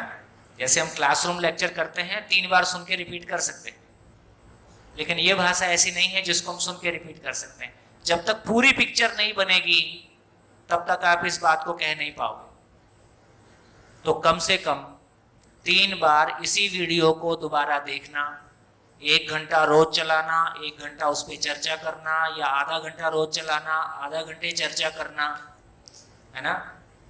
अपने घर में बैठ के आधा घंटे चलाना। एक बच्चों का शिविर, यूट्यूब में जाओगे तो एक चिल्ड्रन शिविर मिलेगा, है ना? तो अब आपकी रुचि बन गई है तो बच्चों का शिविर देखो, बड़ों का शिविर देखो, अलग अलग जगह अलग अलग एंगल से बात आती है। लेकिन एक बात हमारे ध्यान में चली गई, हम कुछ भी कर लें, सोने से लद जाएं, अपने लिए पर्सनल हेलीकॉप्टर ले लें, अपने लिए द्वीप खरीद लें, है ना? कुछ भी कर लें, मानने के आधार पर जिंदा रहना ही होता है, इंद्रियों से भोग करना ही होता है, और सामान से सम्मान की तलाश में ही होना रहता है, और सुविधा से सुख की तलाश ही होना रहता है। जिंदगी की क्वालिटी, जो जीने की क्वालिटी है, जो भाव और विचार का सुकून है, स्थिरता है, भय मुक्ति है, अभाव मुक्ति है, इसका तो दर्शन हमको नहीं होता। तो जानना मानव की मौलिकता है, जानना मानव की जरूरत है। जाने बिना हम गुलाम ही रहते हैं, चाहे इंद्रियों के गुलाम हैं और अपने गुलाम हैं कि दूसरों के गुलाम हैं। स्वतंत्रता इससे कम में नहीं है कि हम जानने के आधार पर जिए।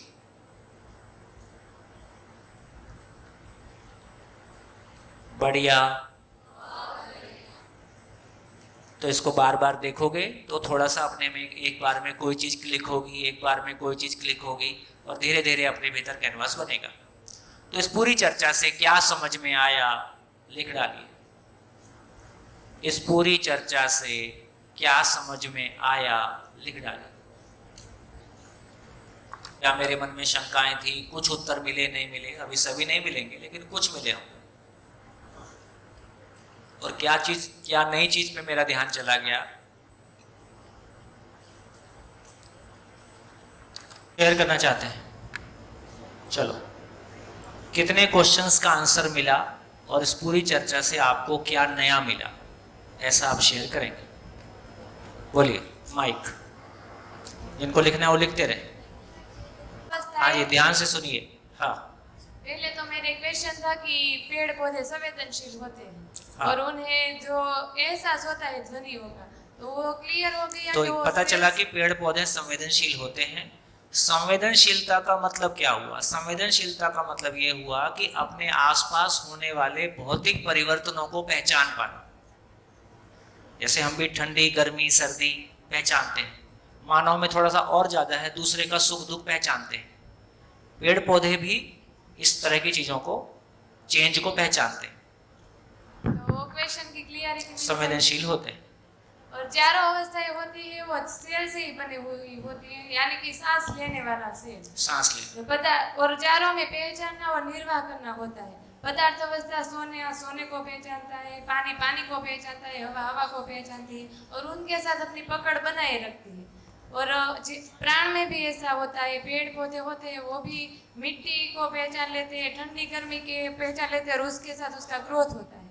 और जीव होता है तो वो मानता है, क्योंकि उसमें भी प्राण होता है। हाँ, मतलब अभी आपको रोक रहा हूँ। जीव में 2 भाग हो गए। एक भाग उसका शरीर है, जैसे हम गौशाला में गाय रखते हैं और जो घास हम उगाते हैं और जो अपने आप बरसात में उगती है, दोनों मिला के दे देते हैं। कभी कभी जो बरसात में उगी हुई घास है उसमें से कोई पौधा ऐसा होता है जो थोड़ा सा जहरीला मानो या उनके लिए उतना सूटेबल नहीं होता है, तो उससे कोई कोई गाय का पेट खराब हो जाता है क्योंकि वो तो पेट में चला गया। तो इसका मतलब ये हुआ कि पशु में दो भाग हैं, एक भाग वो है जो जीवन की मौलिकता है, एक भाग वो है जो शरीर की मौलिकता है। तो शरीर में पहचानने निर्वाह करने का काम होता है, जीवन में मानना, मानने के आधार पे पहचानना, पहचानने के आधार पे निर्वाह करना, ये जीवन में होता है। ये दोनों अलग अलग होता है।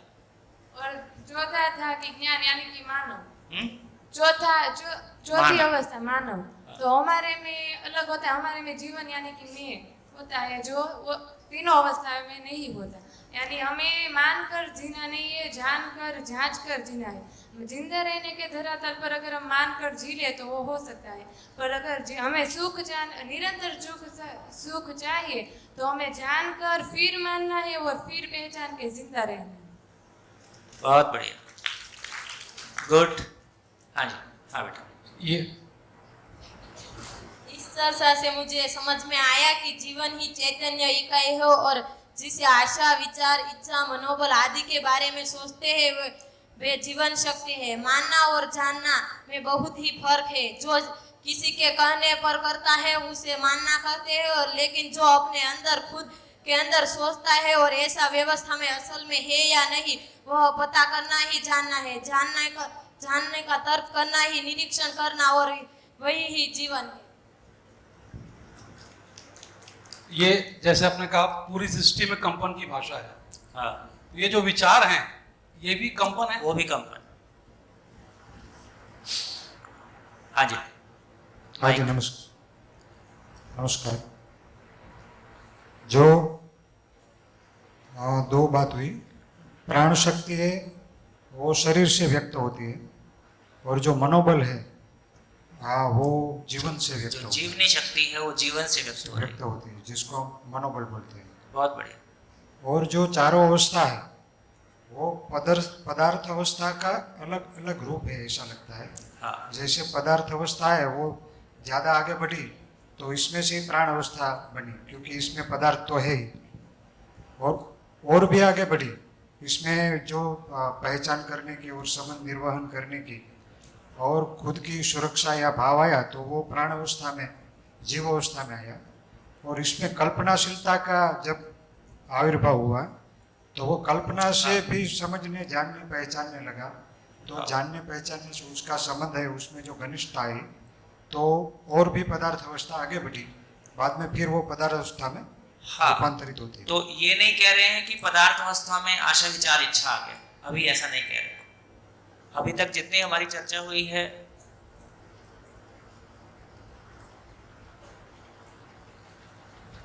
नमस्कार, अभी जितनी हमारी चर्चा हुई है उसमें हम ये क्लैरिटी लेके चल रहे हैं कि जड़ संसार जिसको हम कह रहे हैं वो 108 परमाणुओं का फैला हुआ संसार है, और जड़ संसार से प्राण संसार कुल मिला के एटम और मॉलिक्यूल में ही सांस लेने की कोई क्रिया पैदा हो गई, जिसकी वजह से कोशा या सेल फॉर्मेशन हो गया। अब ये सेल फॉर्मेशन से ही आगे बना हुआ मानव का शरीर, पशु का शरीर, यहाँ तक एक कहानी है। अब दूसरी कहानी शुरू होती है कि ये सोचने वाली इकाई भी एग्जिस्टेंस में है। तो सोचने वाली इकाई कहाँ से आ गई, इसकी चर्चा अभी हम नहीं कर रहे, ठीक है।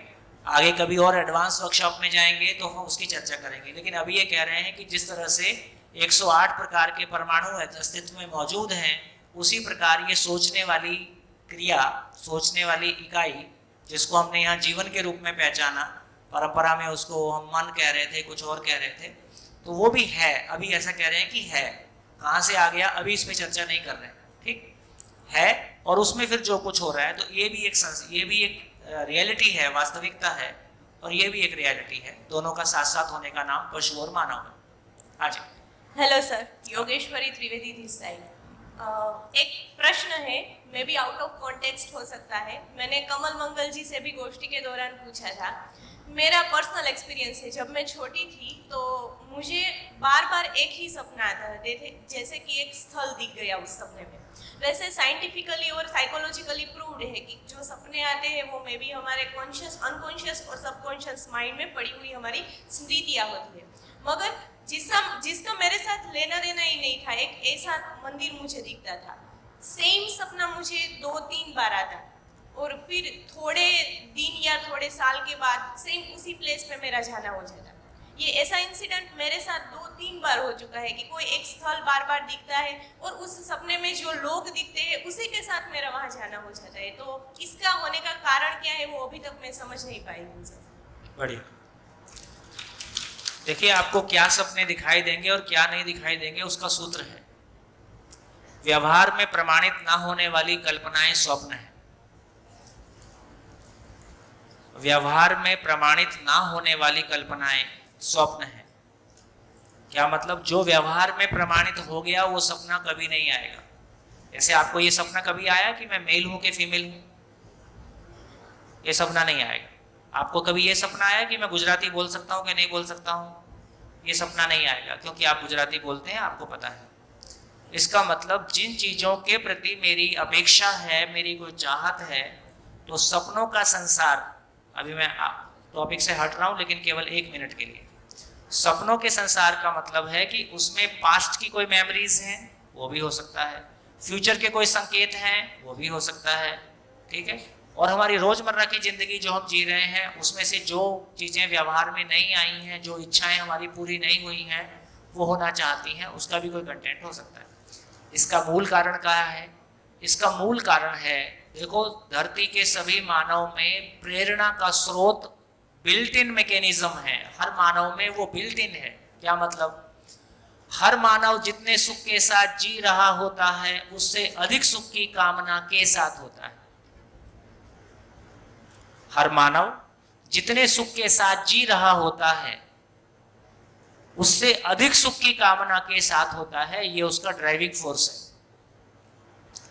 तो हमको, आदमी को आगे बढ़ाने के लिए अलग से कोई चीज उसमें लगानी है, ऐसा नहीं है। उसके भीतर जो अधिक सुख के जीने की कामना है, तो सुख की क्लैरिटी हो जाए, अधिक सुख के जीने के लिए क्लैरिटी हो जाए, तो हर व्यक्ति आगे बढ़ेगा ही। अभी जो पूरा हमारा मैनेजमेंटल साइंस है, अभी जो पूरा हमारा एडमिनिस्ट्रेशन का तरीका है, वो मानव की मौलिक प्रवृत्ति से अलग है, विरोध में है। कैसे? अभी हम आदमी को भय से नियंत्रित करते हैं। आदमी भय से नियंत्रित होगा कि वो स्वानुशासित होना चाहेगा, है ना। हमारे अपने घर के बच्चे भय से नियंत्रित होते हैं क्या? हम आदमी को लालच से नियंत्रित करना चाहते हैं, मानव को भय से नियंत्रित करना चाहते हैं, लालच से नियंत्रित करना चाहते हैं, आस्था से नियंत्रित करना चाहते हैं। भय, प्रलोभन और आस्था तीनों ही क्या मानव को नियंत्रित करने में पूरी तरह से सफल हो पाए हैं? भय, प्रलोभन, आस्था के आधार पर क्या मैं अपने भाव और विचार को नियंत्रित कर पाता हूं? भाई, मेरे को ऐसे विचार आते हैं जिनको आने से मुझको खराब लगता है। मुझको ऐसी कल्पनाएं आती हैं, भूतकाल की पीड़ा, वर्तमान से विरोध, भविष्य की चिंता की सारी कल्पनाएं आती हैं। क्या मैं किसी आस्था को लगा के उसको पूरी तरह से कंट्रोल कर पाता हूं? तो ये पता चलता है कि जब मैं स्वयं को, भय से आदमी एक लेवल तक कंट्रोल होता है, एक लेवल के बाद में फट पड़ता है। कोरोना मास्क लगाओ, 2 गज की दूरी बनाओ, एक समय के बाद हम तंग आ गए, अब जो होएगा देखा जाएगा। तो एक समय तक भय से हम नियंत्रित होते हैं, एक समय के बाद वो भय वैसा नियंत्रण नहीं कर पाता है जैसा वो शुरू में कर पा रहा था। माँ बाप का डर बच्चों में एक लेवल तक काम करता है, टीचर का डर एक लेवल तक काम करता है, एक लेवल के बाद कोई दिन वो खड़ा ही हो जाता है। क्या करोगे? मारोगे ही ना, लो मार लो, अब क्या करोगे? खत्म हो गया गेम। तो इसका मतलब ये हुआ कि भय से, प्रलोभन से, आस्था से मानव को नियंत्रित कर पाना उसकी प्रकृति के अनुकूल नहीं है। एक मानव अपने आप में स्वनियंत्रित होना ही चाहता है। वो जितने सुख के साथ जी रहा होता है उससे अधिक सुख के साथ जीना ही चाहता है। दूसरा, इसको पूरा करने के लिए हर मानव में अनुमान क्षमता है। अनुमान क्षमता गुजराती में क्या बोलते हैं? अनुमान ही बोलते हैं। तो मैं जितने सुख के साथ जी रहा हूं उससे अधिक सुख के साथ जीना चाहता हूं, और जितने सुख के साथ जी रहा हूं उससे अधिक में जीने के लिए क्या करूं? तो मेरे पास अनुमान क्षमता है। क्या करने से ऐसा हो जाएगा? क्या करने से ऐसा हो जाएगा? तो क्या करने से ऐसा हो जाएगा, उसमें सपने भी एक चीज है। वो सपने के रूप में खिड़की से आता रहता है। तो इस रूप में सार बात क्या निकली? सार बात ये निकली कि मानव में ये सपने आते होंगे तो इसकी कोई जगह होगी। दिल धड़कता है तो उसकी कोई जगह है, ब्लड पंप होती है तो उसकी कोई जगह है, किडनी है तो उसकी कोई जगह है, स्प्लीन है, लीवर है, तो कोई सिस्टम है ना, कोई चीज काम कर रही है। यदि ये सोचने की मशीन भी तो कहीं होगी, ये भाव कहीं तो पैदा होता होगा, तो सोचने की मशीन भी कहीं होगी, ये भाव कहीं पैदा होता होगा। जब तक ये सोचने की मशीन और भाव की मशीन का मैं पूरा टेक्नीशियन नहीं हो जाता, उसका मैं पूरा अधिकारी नहीं हो जाता, तब तक मेरी जिंदगी ही मेरे लिए अजनबी है, मैं खुद के लिए अनजान हूं। और जब तक मैं खुद के प्रति अनजान हूं, मेरे को बाकी चीजों में रस नहीं आता है। एक बार मेरे को खुद में रस आ जाए तो मेरे को बाकी चीजों में भी रस आता है। तो एक बार आदमी का जीने वाला पार्ट खुल जाए, क्यों जीना है, कैसे जीना है पे क्लैरिटी बन जाए, फिर मैं देखूंगा कि पढ़ाई मेरी जिंदगी में क्या जगह है। जब तक मेरी जिंदगी में किसी चीज की उपयोगिता को मैं स्वीकार नहीं लेता हूं कि ये मेरी जिंदगी में मेरे सुखी होने के लिए मेरी जरूरत है, तब तक मेरा ध्यान उसमें नहीं लगता है। माँ बाप कहते हैं करो, ये तुम्हारे लिए अच्छा है, अभी मेरे को समझ में नहीं आ रहा है कि अच्छा है, तो मेरा मन नहीं लगता है। तो आदमी के चलने का एकमात्र तरीका है कि वो सुखी होना चाहता है ना। बढ़िया टीचर क्या है, वो बच्चे को ये कन्वे कर दे कि मैथमेटिक्स को समझना तुम्हारी जिंदगी में सुखी होने के लिए तुम्हारी जरूरत है, बस उसके बाद वो चलेगा। हिस्ट्री बहुत बोर सब्जेक्ट है, ऐसा जब हम छोटे थे या अभी भी बच्चे, बहुत कम बच्चे हिस्ट्री में रुचि ले पाते हैं। हमारे टीचर इतने शानदार थे, हमको हिस्ट्री में सबसे ज्यादा मजा आने लगा था। तो टीचर का इतना ही मतलब है कि वो अपने सब्जेक्ट को उसकी जिंदगी में सुख से जोड़ सके, उसके सुख से जोड़ पाया, उसके बाद तो वो चलेगा, उसके बाद तो सहयोग की आवश्यकता है। तो ऐसा हम आदमी समझ में आता है तो उसके साथ चलना बहुत आसान है, आदमी समझ में नहीं आता है तो अपनी जिंदगी हमको बोझिल लगती है। बढ़िया, क्या बात समझ में आई? हर मानव के पास में प्रेरणा स्रोत पहले से मौजूद है, केवल उसको हमको ब्रश अप करना है। जी सर, अभी आपने कहा कि सब भय से या दूसरी बातों से नियंत्रित करना चाहते हैं, जैसे बच्चों को और प्रलोभन से, मगर ये जो आजकल की जो मार्केटिंग सिस्टम है, लालच, वो अंदर जो सुख की कामना है सभी को, उसको एक्सप्लोइट करके तक सभी मार्केटिंग सिस्टम चलती है। क्या उसको ये लालच दिखाए कि आपको इससे सुख मिलेगा, इससे सुख मिलेगा, और चलता है। तो ये दूसरी तरह का एक्सप्लोइटेशन। देने वाला भी भ्रमित है, सुनने वाला भी भ्रमित है, दोनों का जुगाड़ चलता है। तो जब तक मानव जिंदा रहने के धरातल पर है, स्वयं को शरीर मान के जीता है, तब तक भय, प्रलोभन, आस्था के अलावा हमारे पास और कोई तरीका नहीं। इसलिए माँ बाप की भी मजबूरी है, माँ बाप का भी ज्ञान उतना ही है, और बच्चे का भी उतना ही है, और मार्केट में भी उतना ही है, शासन में भी उतना ही है, हम उतना ही कर, और उससे हम सब परेशान हैं। किसी दूसरे को हाँकना बहुत मुश्किल काम है। घर में माँ बाप बच्चों को हाँक रहे हैं, स्कूल में टीचर बच्चों को हाँकता है, शासन में कोई किसी को हाँकता है, सामने वाला हाँकना नहीं चाहता है, वो अपना जुगाड़ लगाता है, ये अपना जुगाड़ लगाता है, तो काम कम है, ये फालतू वाले काम ज़्यादा है। अपने भीतर का रेजिस्टेंस और बाहर का रेजिस्टेंस, उसमें ज़्यादा ऊर्जा लग जा रही है। हाँ जी, बढ़िया, और बोलिए। नमस्ते। मौलिक और मूल्यांकन, ये थोड़ा मूल्यांकन तो समझ में आया, भ्रम और वो उसमें आ रहा है। मौलिक और प्रवृत्ति, इसको थोड़ा और विस्तार से बता सकते हैं? 2 सेकंड बैठो। मौलिकता जब बोलते हैं, जैसे पानी की मौलिकता प्यास बुझाना है, लोहे की मौलिकता लोहत्व है, जिस गुण को हम इस्तेमाल करते हैं। तो जब मौलिकता कहते हैं तो कोई इकाई विशेष का जो एक्सप्रेशन है, जो कि उससे बड़ी व्यवस्था में कोई रोल अदा करता है, उसको मौलिकता पहचानते हैं। गाय का गायत्व के साथ बेल होता है ना, बेल फल होता है, क्या बोलते हैं? बेल ही बोलते हैं। वो पत्थर जैसा रहता है, गर्मी में बेल पत्थर बोलते हैं हिंदी में, मेरे को नहीं पता गुजराती में क्या बोलते हैं। तो खैर, नीम का नीमत्व, नीम का अपना एक गुण है। तो हर इकाई का जो उसका गुण है, गुण क्या चीज है? गुण किसको बोलते हैं? एक इकाई का दूसरी इकाई पे जो प्रभाव पड़ता है, इसका नाम गुण है। एक इकाई का दूसरी इकाई पे जो प्रभाव पड़ता है, इसका नाम गुण है। तो इसका मतलब है कि लोहे का जो प्रभाव है, उसको हम उसकी मौलिकता के रूप में पहचानते हैं, उसको हम यूज करके फिर आगे की बात करते हैं। नीम का जो प्रभाव है उसको नीम की मौलिकता के रूप में पहचानते हैं, उसको हम इस्तेमाल करते हैं। मानव की मौलिकता है, जब तक मानव नहीं समझता है तब तक उसकी कोई मौलिकता नहीं है, वो किसी के पीछे भी चल सकता है। लेकिन समझदार होने के बाद में मानव की भी जैसे लोहे की निश्चित मौलिकता है, ऐसे मानव की भी निश्चित मौलिकता है। और हम भ्रमित रहें कि कुछ भी रहें, मानव से हमको कैसे आचरण की अपेक्षा है? एक मानव को दूसरे मानव से सही आचरण की अपेक्षा है कि गलत आचरण की अपेक्षा है? मेरे को भी अपने आप से सही आचरण की अपेक्षा है कि गलत आचरण की अपेक्षा है? तो मानव को भ्रमित रहते हुए भी सही आचरण की अपेक्षा दूसरों से भी है, अपने आप से भी है। सही का यूनिवर्सल खाका क्या होगा वो हमारे पास नहीं है। आपका सही मेरे लिए गलत हो जाता है, वो प्रॉब्लम है। तो गुण समझ में आया, गुण मौलिकता समझ में आई, मौलिकता भी समझ में आई। और प्रवृत्ति अलग अलग हो सकती है जीवन के अनुसार की प्रवृत्ति को कल करते हैं, अभी रुक जाओ। हाँ जी आगे, हाँ बेटा।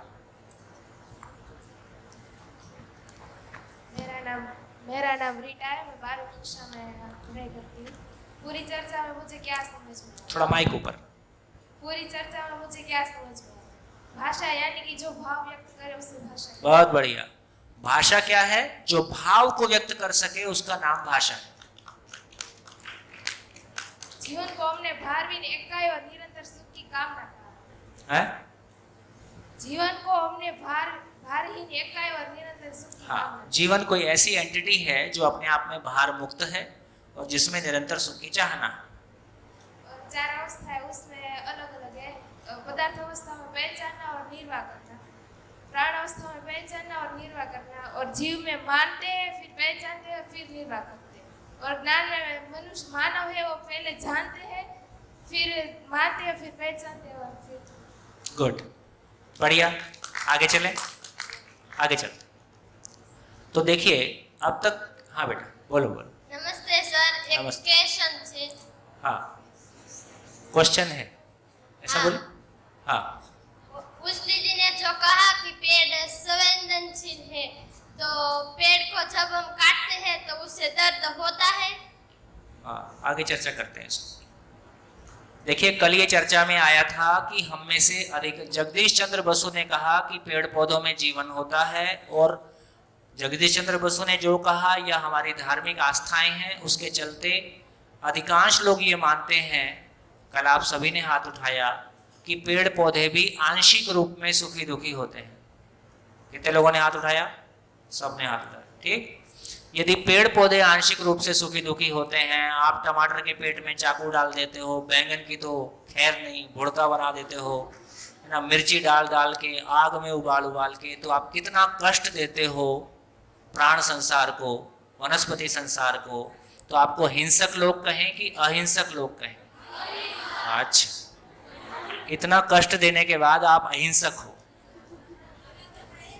हाँ, खाना तो चाहिए ना। फिर आप किसी के घर गए और किसी ने आपका नाश्ता कर लिया तो क्या होगा? हाँ, तो इसका मतलब है आपके नाश्ते, मानव के नाश्ते के लिए ऐसी स्थिति नहीं है। तो ये कन्फ्यूजन है और भारी कन्फ्यूजन है और मास स्केल पे है, और ये हमारी आस्थाओं से आता है ना। देखो, या तो पेड़ पौधे सुखी दुखी नहीं होते, और यदि पेड़ पौधे सुखी होते हैं, सुखी दुखी होते हैं और हम शाकाहारी हैं, तो फिर हमको खाना नहीं खाना है, क्योंकि किसी को दुखी करके हमारा आहार बने, ये तो हमारी परिभाषा में नहीं है ना। लेकिन ये कन्फ्लिक्ट है, इसको कैसे रिजॉल्व करेंगे उसको धीरे से देखेंगे। चलिए, तो जितनी बात अभी तक हमने की उसमें थोड़ी सी क्लैरिटी और हो जाए, फिर हम आगे बढ़ते हैं। अब ये समझ में आया कि पदार्थ केवल एटम है। प्राण संसार कह रहे हैं तो वो मॉलिक्यूल हैं, और उसमें सांस लेने की क्रिया शुरू हो गई है, इसलिए उसको प्राण संसार कहा है। प्राण का मतलब सांस। जब जीव की बात कर रहे हैं तो उसमें जीवन है, जिसको हमने कहा कि भारहीन इकाई है, जिसमें सुखी दुखी होना है, जिसमें सुख की चाहना है, जो समझ पूर्वक मानव में सुखी होता है, समझ पूर्वक जीता है। ये जीवन है जो एक पशु शरीर को चलाता है। और मानव की बात करें तो यहां भी एक जीवन नाम की एंटिटी है, जिसको हमने परंपरा में मन कहा, आत्मा कहा। ये जीवन है, ये मानव शरीर को चलाता है। दोनों में ही जीवन है, लेकिन क्या फर्क है? क्या फर्क है? पशु शरीर को भी वही जीवन चलाता है जो मैं हूं, जो इस शरीर को भी चलाता हूं। जीवन के रूप में एंटिटी सेम है। तो इसका मतलब हुआ कि पशु शरीर में जब जीवन चलाता है, ये जो पशु शरीर में जब जीवन चलाता है, तो यहां पे जीवन, मैं शरीर चला सकता हूं, शरीर चला सकता हूं, केवल इतना कोर्स पूरा करता है और ये वंश विधि से शरीर चलाता है।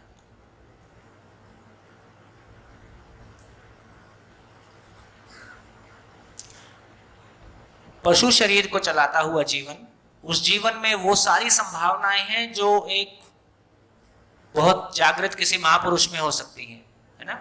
जीवन के रूप में उतनी ही है, लेकिन अपने विकास के निम्न स्तरों पर, अपने इवोल्यूशन के प्राइमरी फेज में मैं शरीर चला सकता हूं, केवल इतनी ही यात्रा पूरी करता है। इस क्रम में मैं शरीर चला सकता हूं, इतनी ही यात्रा पूरी करता है, तो वहां पे वो जीवन शरीर को चला रहा है, पशु शरीर को चला रहा है। लेकिन मानव शरीर को चलाता हुआ जीवन बिल्कुल अलग क्वालिटी के साथ में हो गया।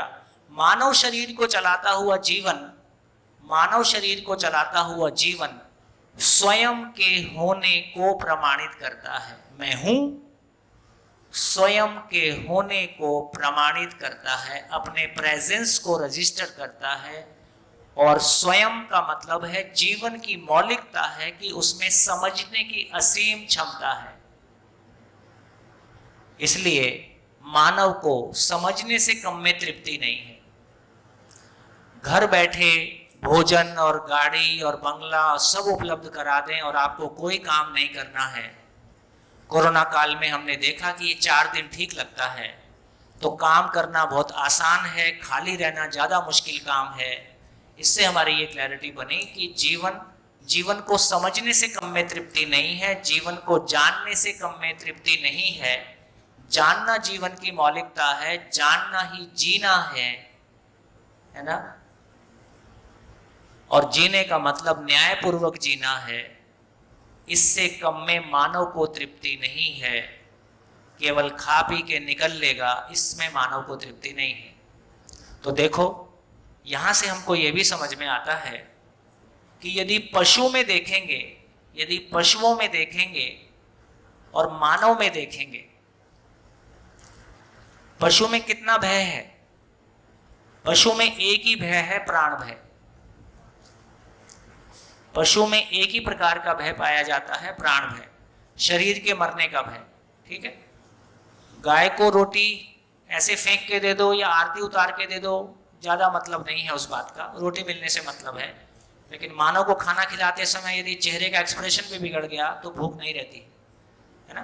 तो मानव को जो भी कुछ, गरीब से गरीब आदमी बोलता है बाबूजी 2 रोटी इज्जत की चाहिए, 2 रोटी इज्जत की चाहिए, इज्जत साथ में जुड़ा ही रहता है। इसलिए मानव के पास, धरती के जितने मानव हैं उसमें कितने प्रकार के भय हो सकते हैं, गिना जा सकता है कि नहीं गिना जा सकता है? धरती के सभी मानव में कितने प्रकार के भय हो सकते हैं, गिना जा सकता है कि नहीं? हाँ, गिना जा सकता है। तो सबसे पहले प्राण भय तो है ही है, शरीर के जाने का भय, है ना, प्राण भय। दूसरा है धन भय, तीसरा है पद भय, चौथा मान भय। 4 भय मानव में है, 3 भय एक्स्ट्रा कहां से आ गए, जबकि जीवन तो सेम है। इस बात पे ध्यान जा रहा है? पशु में एक ही भय है, प्राण भय, शरीर का भय। मानव में 3 एक्स्ट्रा आ गए, पद, धन और मान। मान मतलब सम्मान, है ना, मेरी फैमिली के साथ मेरा खुद का जो सम्मान है। क्यों 3 कहां से आ गए? कहां से आ गए? पशु शरीर को चलाता हुआ जीवन, मैं शरीर चला सकता हूं, इतना ही कोर्स पूरा करता है। और वंश विधि से शेर शरीर को चलाता हुआ जीवन शेर के स्वरूप में हो जाता है, बकरी शरीर को चलाता हुआ जीवन बकरी के स्वरूप में हो जाता है, हाथी शरीर को चलाता हुआ हाथी के स्वरूप में हो जाता है। वहां जीवन की मौलिकता व्यक्त होती है कि शरीर की मौलिकता व्यक्त होती है? तो वंश विधि में शरीर की मौलिकता व्यक्त होती है, जीवन की मौलिकता वहां छुपा हुआ है। जब मानव शरीर को व्यक्ति चलाता है तो शरीर गोरा हो, काला हो, मेल हो, फीमेल हो, अफ्रीकन हो, इंडियन हो, लेकिन सभी मानव के लिए सम्मान महत्वपूर्ण है कि नहीं? तो सभी मानव के लिए सम्मान और पहचान उसकी मौलिकता है। तो सम्मान और पहचान के चलते ये तीन भय जीवन अपने होने को व्यक्त करता है। उसके होने को व्यक्त करने के क्रम में जब भी धन को भी हमने सम्मान से जोड़ लिया है, पद को भी सम्मान से जोड़ लिया है, मान तो सम्मान से जुड़ा ही है, ये जीवन के होने की मौलिकता को व्यक्त करने की वजह से तीन भय और जुड़ गए। तो धरती के सभी लोगों में चार भय पाए जाते हैं, पांचवा भय कोई होता नहीं।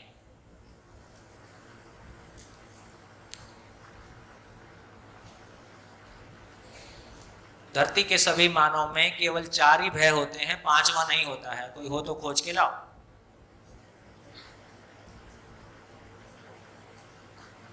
हर चीज को इतना सटीक कहा जा सकता है तो उसका अध्ययन क्लासरूम में हो सकता है।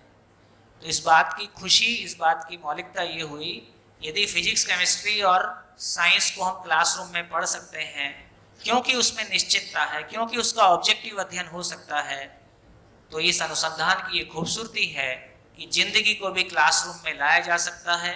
यूनिवर्सल और लॉजिकल ग्राउंड्स पे और प्रैक्टिसेबल ग्राउंड्स पे सारी चीज़ों के बारे में बात की जा सकती है। ये खुशी की बात है कि जिंदगी को क्लासरूम में लाया जा सकता है। बढ़िया। तो एक शिविर चल रहा था तो मैंने कहा कि चार भय होते हैं, पांचवा नहीं होता है। तो किसी ने कहा कि ये पत्नी भय किस में आएगा?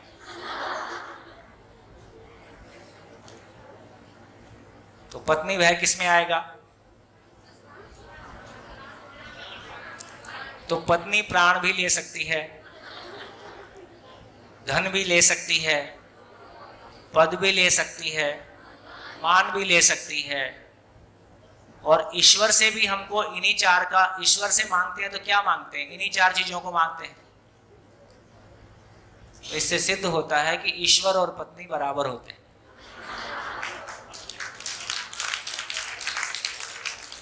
तो पहले ऐसे ही बोल रहे थे पति परमेश्वर होता है, अभी पता चला पत्नी परमेश्वर होती है। आइए सर, अपना मानव शरीर है, वो जीवन जो है मानव शरीर चलाता है, वो जीवन जब ऐसा होता है कि पशु शरीर चलाने लगे, पशु से पशु शरीर चलाने लगे, मानव चलाने के बाद, मानव शरीर चलाने के बाद क्या पशु शरीर चला सकता है? ऐसा पूछ रहे? हाँ, और जो चला सकता है तो उसकी कल्पना शक्ति का क्या होता है? हाँ, मतलब देखिए, जैसे बहुत सिंपल क्वेश्चन है, इस हॉल में बैठे लोगों में से कितने लोग इस शरीर यात्रा के बाद पशु शरीर चलाना चाहेंगे? कितने लोग चाहेंगे? कोई नहीं। इसका मतलब है कि बहुत निम्न स्तर पर जीने वाला व्यक्ति, बहुत ही निम्न स्तर पर जीने वाले व्यक्तियों में से किसी के लिए संभावना होती है कि किसी प्रतिक्रियावश, है ना, या किसी अभाव की पीड़ावश कोई इस तरह से स्वीकार्य सामान्यतः नहीं होता है। मानव शरीर चलाने के बाद फिर मानव शरीर ही चलाएगा, उससे नीचे जाता नहीं, लेकिन रास्ता खुला है। यदि किसी के भीतर वो प्रतिक्रिया आ गई है तो उसमें कल्पनाशीलता पहले से भी बहुत बहुत मिनिमम लेवल पे इवॉल्व रहता है। और वंश विधि की वो महिमा है कि वहाँ शरीर प्रकट होता है, जीवन प्रकट नहीं होगा, तो उतनी ही कल्पनाशीलता में से उतना विचार भाग व्यक्त होता है जितना उस वंश विधि में शरीर को बनाए रखने के लिए जरूरी होता है। हाँ जी।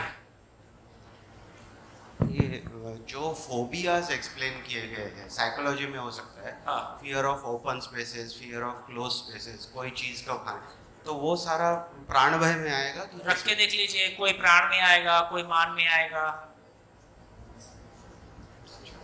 और दूसरा सवाल ये था कि प्रजातियां जो लुप्त हो जाती है, प्राण में हो या जीव में हो, उसका कारण क्या होता है? और मानव में भी एक ही है सुख की तलाश, लेकिन मानव में भी जैसे अफ्रीकन, निएंडरथल, कॉकेशियन, ये जो मानव नज़र आते हैं उसके स्ट्रक्चर में, उसका क्या रीज़न है? चलिए, मेरे को लगता है कि पहले मानव है उससे निपटते हैं, बाद में उनको देखते हैं, फिर वो टॉपिक फैल जाएगा। हाँ जी सर। हाँ, एक क्वेश्चन था कि जैसे पिछले 100 साल में पॉपुलेशन बहुत बड़ी है, मतलब कंपाउंडिंग हुआ है। जैसे कि पहले 1 बिलियन था तो सीधे 100 वर्ष में 1 बिलियन से 7 बिलियन हो गई है पॉपुलेशन। तो ये जीवन कभी कम होता है। और आपने वो भी कहा कि मानव में जो जीवन होता है वो पशु में नहीं आता, और पशु में भी पॉपुलेशन कम ज़्यादा होती है, तो कभी कमी पड़ती है जीवन की। देखो, एक तो बहुत सारे मानवों को देख के लगता है कि अभी फिलहाल में इधर से आया है। दूसरा वो जिस बारे में आप बात कर रहे हो वो नेचर की व्यवस्था है। जैसे हम एक रेशियो देखें, जितने पेड़ पौधे हैं उनकी तुलना में हवा, मिट्टी, पानी, प्रकाश कितना ज़्यादा है, कितना रेशियो होगा, है ना, मेनी फोल्ड्स है। इसका मतलब है कि जितने पशु पक्षी हैं उनकी तुलना में फॉरेस्ट और हवा, मिट्टी, पानी, प्रकाश कितना ज़्यादा है, बहुत ज़्यादा है। इससे ये समझ में आया कि नेचर की जो इकोनॉमी है वो इकोनॉमी ऑफ एबंडेंस है, प्रचुरता की इकोनॉमी है। जितनी किसी चीज़ की आवश्यकता है उससे बहुत ज़्यादा वो चीज़ उपलब्ध है। आवश्यकता है सही अर्थों में। ऐसे हमारी हवा की जितनी आवश्यकता है, प्रकाश की जितनी आवश्यकता है, सारी बातों को देखेंगे, है ना, नेचर में भी देखेंगे तो मानव को लोहे की आवश्यकता बहुत ज़्यादा है, गोल्ड की आवश्यकता बहुत कम है। तो उसी रेशो में वो चीज़ें नेचर में भी उपलब्ध हैं। तो इस पूरी कायनात को देखेंगे तो ये अपने आप में पूर्ण है। उसमें जो कुछ भी है वो किसी बिल्कुल व्यवस्थित स्वरूप में है। इसका मतलब है जितने जीवन की आवश्यकता एंटिटी के रूप में, जितने जीवन की आवश्यकता किसी प्लेनेट पे है, अब ये तो समझ में आता ही है, यदि जीवन कम होंगे और गर्भ ज़्यादा उपलब्ध हो जाएंगे तो अबॉर्ट होना शुरू हो जाएगा। इससे ये समझ में आता है कि जितनी आवश्यकता किसी प्लेनेट पे पशु और मानव मिला के है उससे कहीं ज़्यादा जीवन उपलब्ध रहता ही है। मतलब उससे ये इस हिसाब किताब लगाने से हमको ये समझ में आया। तो हमको ये चिंता करने की आवश्यकता नहीं है कि शरीर, गर्भ, पॉपुलेशन बढ़ती जा रही है तो जीवन कहाँ से आएगा। तो जीवन बहुत ज़्यादा होता ही है। धीरे धीरे उस तरफ जाएंगे तो उस संसार को, जितना हमको भौतिक संसार दिखाई देता है संख्या के रूप में, उससे कहीं ज़्यादा वो सूक्ष्म संसार है जिसको हम नहीं पहचानते। और सर एक और क्वेश्चन था कि कोई जीवन को पहले कोई एनिमल में जीवन लेना जरूरी है मानव के आने से पहले? समझा नहीं। मतलब आपने कहा कि जीवन पहले से है, जीवन है, हाँ, तो मतलब इतने सारे अगर जीवन है, अबंडेंस में है, तो शायद कोई ऐसा जीवन भी हो सकता है जो एक एक्सपीरियंस ना कर पाया हो, कोई पशु में या फिर कोई मानव में। ऐसा पॉसिबल है? होगा। हाँ, तो वही तो पहले पशु में आना फिर वो, मानव में। हाँ, मतलब उधर देखो क्या है, हम चले गए टाइम के कैलकुलेशन में। टाइम का कैलकुलेशन शरीर के साथ काम करता है।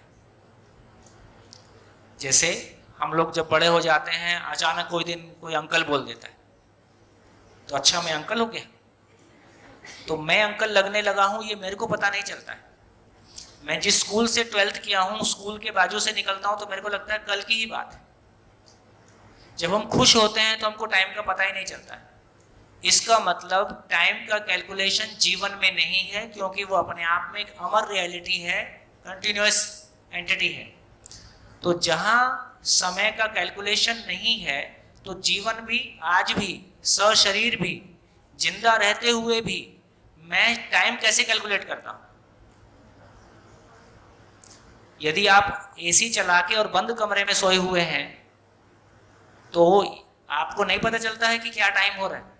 हाँ, लाइट, सुबह सूरज आना दिखना शुरू हो गया, अच्छा सुबह हो गई है। तो जीवन में टाइम का कैलकुलेशन नहीं है, वो बदलती हुई भौतिक परिस्थितियों को देख के टाइम कैलकुलेट करता है। जो बच्चे हमारी गोदी में खेले थे वो जवान हो गए हैं, इसका मतलब हमारी उम्र इतनी बढ़ गई है। जब हम अपने खेत गांव में रहते हैं, ना हमको मंडे का पता चलता है ना संडे का पता चलता है। जब मैं वर्कशॉप डिलीवर करता हूँ तो मैं सुबह का सेशन डिलीवर कर रहा होता हूँ तो मेरे को लगता है शाम हो गई है, कभी शाम को करता हूँ तो लगता है कि सुबह की चल रही है। अभी आपका टाइम फ्रेम टूट जाता है। इसका मतलब है बिना शरीर के जब जीवन है वहाँ टाइम का कैलकुलेशन नहीं है, तो वो अपनी एक व्यवस्था है। तो किसने शरीर चलाया, एक शरीर एक जीवन, आज एक शरीर चला सकता है, उसके बाद वो 500 साल ना चलाए उसकी मौज है, ठीक है। तो जिस तरह का टाइम का कैलकुलेशन हमको सशरीर दिखाई देता है, उधर की दुनिया में वैसा काम नहीं करता है। उसके ग्लिम्स हमको सशरीर भी मिलते हैं। जी हाँ जी।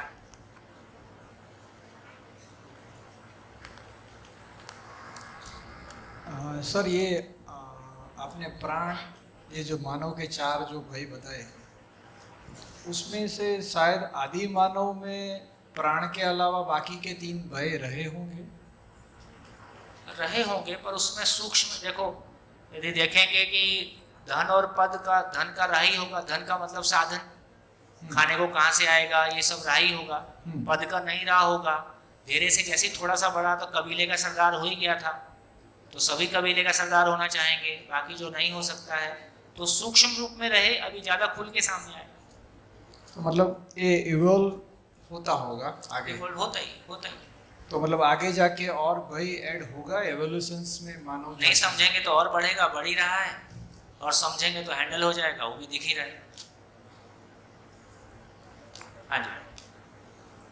कल तक कम से कम ये तो पक्का था कि लड़का शादी करेगा तो लड़की से ही करेगा।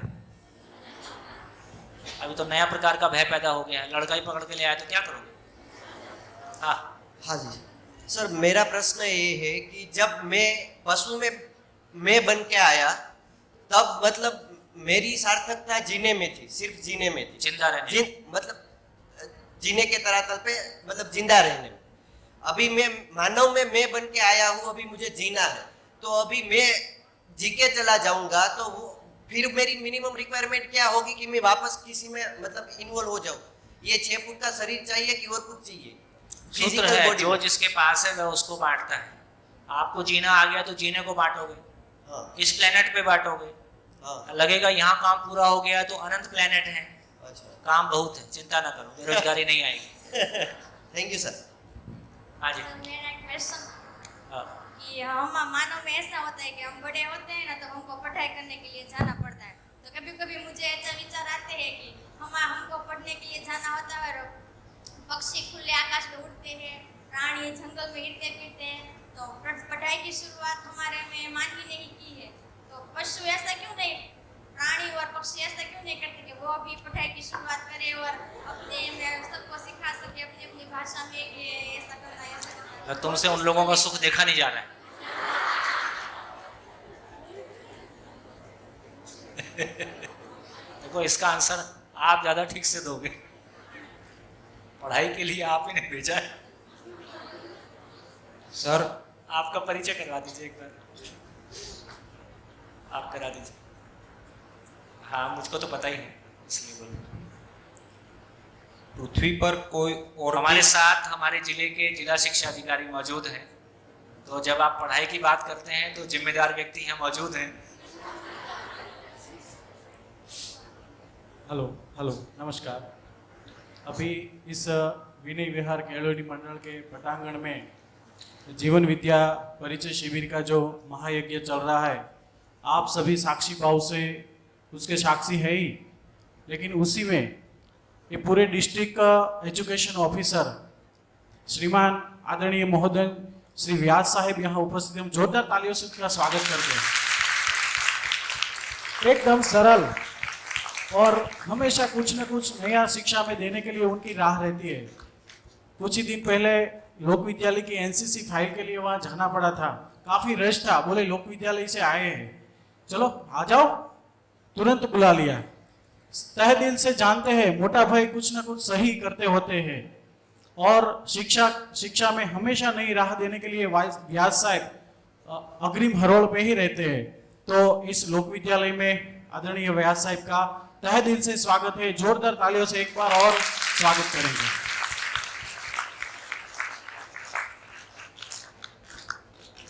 किसी भी स्पीशीज का माइंड इवॉल्व होके है। 2 मिनट। आप सर्वे ने नमस्कार। आ संस्था लोक विद्यालय लोक शाळा वालुकड એટલે માત્ર જિલ્લાની કે ગુજરાતની નહીં પણ દેશભરની જે ખ્યાતનામ સંસ્થાઓ કહેવાય એમાંની આ સંસ્થા એના પટાંગણમાં અને એના વિદ્યાર્થી તરીકે તમને બધાનું એનું ગૌરવ પણ છે. અવારનવાર આ સંસ્થા શાળા દ્વારા આ પ્રકારના કાર્યક્રમો થતા જ રહે છે અને એની સુવાસ ચારે તરફ ફેલાઈ રહી છે. એના આપ સર્વેના અહીંયા આવવું, આ સંસ્થામાં રહેવું, જાણવું અને તજજ્ઞો દ્વારા આપણને એક જીવન જીવવાનું ભાથું મળવું એ પણ આપણા માટે એક ઈશ્વરીય ચમત્કાર છે. તજજ્ઞ ભાઈ શ્રી સોમશ્રી ત્યાગી, હું આપને નમસ્કાર કરું છું. આપના જે વક્તવ્યમાં આ શિબિરમાં જે મને થોડોક પણ જે લાભ મળ્યો એ જીવન જીવવાની એક દિશા મળે એમ છે. માનવ જીવન તો એક ગૂઢ અને ગહન વિષય છે. અત્યારે તમને જે થિયરિકલ નોલેજ મળે સોમત્યાગી સર દ્વારા, એ જીવનમાં એ એનું પ્રયોગશાળા છે. દરેક વ્યક્તિ ખેડૂત છે એ ખેતીનું ભણે એગ્રીકલ્ચરના, અને પછી ખેતરમાં જઈને પ્રયોગમાં કેટલા સક્સેસ થાય છે. ડૉક્ટર છે MBBS થાય છે થિયરીમાં, પછી ફિલ્ડમાં કેટલા સક્સેસ જાય છે. એ પણ એટલું જરૂરી છે. આપણને અહીંથી જ્ઞાન મળે અને પછી જીવન શિક્ષણ, જીવનની જે પ્રયોગશાળા છે, બે રીતે છે જીવન, બે રીતે છે. જાતનું જીવન અને સમૂહ જીવન, આ બે વસ્તુ એકબીજા સાથે વળવી પડે છે. જાતને સ્વીકારવી પડે. પ્રભુએ જે જીવન આપ્યું છે, નાનું મોટું, ટૂંકું, શ્યામ, રંગ, અલગ, ભાત, બોલી, એરિયા, પ્રદેશ, ધર્મ, જ્ઞાન, આરોગ્ય, એ વ્યક્તિગત રીતે બધું, આપણા વિચાર, આપણો ખોરાક, આહાર વિહાર, એ વ્યક્તિગત રીતે કુદરતે આપણે આપ્યું અને આપણે સ્વીકાર્યું. અને બીજી વસ્તુ એ થઈ કે સમૂહ સાથે, આપણા બાળકો સાથે, મા બાપ સાથે, પાડોશીઓ સાથે, સમાજ સાથે, પ્રદેશ સાથે, સ્કૂલમાં આવીએ ત્યારે આપણા સહપાઠી સાથે. સતત માણસ શીખતો જ જાય છે. સતત એનું એમાં એ ઉદ્દીકરણ એનું કર્યા કરે છે, સુધારાત્મક બાબતો કર્યા કરે છે. આ તો એક ગહન વિષય છે. પણ જ્યારે ભગવદ્ ગીતામાં કહ્યું છે, કૃષ્ણને પૂછવામાં આવે છે, અર્જુન પૂછે છે કે સંશય છે મને, મારા ગાત્રો પણ શિથિલ થઈ ગયા છે, હવે શું કરું? થોડીક વાર એમ કે છે ભગવાન કે જ્ઞાન મહાન છે, થોડીક વાર એમ કે છે કે કર્મ મહાન છે. આ જ્ઞાન અને કર્મમાં મને ખ્યાલ નથી આવતો કે કર્મ તરફ વધારે જાઉં કે જ્ઞાન તરફ વધારે જાઉં. ત્યારે ભગવાન કહે છે જ્ઞાન અને કર્મનો સંયોગ જે થાય છે, 5મા અધ્યાયમાં ભગવદ્ ગીતાના 5મા અધ્યાય, અને 11મા 10મા અધ્યાયમાં એનું પાછું વિસ્તૃત આપે છે જ્ઞાન અને કર્મના સંયોગ વિશે. આ સમજવાનું છે. આમ જોઈએ તો આ જીવન પણ એક સંગ્રામ છે. અને એમાં મનની જ્યારે વાત, જીવન એમાં મનની વાત આવે છે. આ બધો પ્રભાવ છે એ મનનો પ્રભાવ છે. અને મનને કેવી રીતે સ્થિર કરવું, મનને કેવી રીતે કંટ્રોલ કરવું, જાત સાથે કેવી રીતે સમાધાન કરવા, તો જીવનની અંદર જેટલી સરળતા હશે, જેટલી સરળતા, જાતનો સ્વીકાર કરીએ, બીજાનો સ્વીકાર કરીએ, એટલું જીવન જીવવામાં સરળતા રહે છે. ભાઈઓની વાત કરું, દરરોજ 1 કલાક, વધારે સારું બને તો 2 કલાક જો રસોડામાં ગાળીએ ને, જીવનની અડધી સરળતા મળી જાય. રસોડાની આ અમુક વસ્તુઓ કેવી છે, રૂઢિગત એવી બની ગઈ છે, અને પછી એ વસ્તુને ઈગોમાં પરિવર્તન થઈ જાય છે કે રસોઈ એટલે દીકરીઓ એ જ કરવાની, રસોઈ એટલે બહેનોનો જ ભાવ છે, આ વસ્તુ આમ જ બને.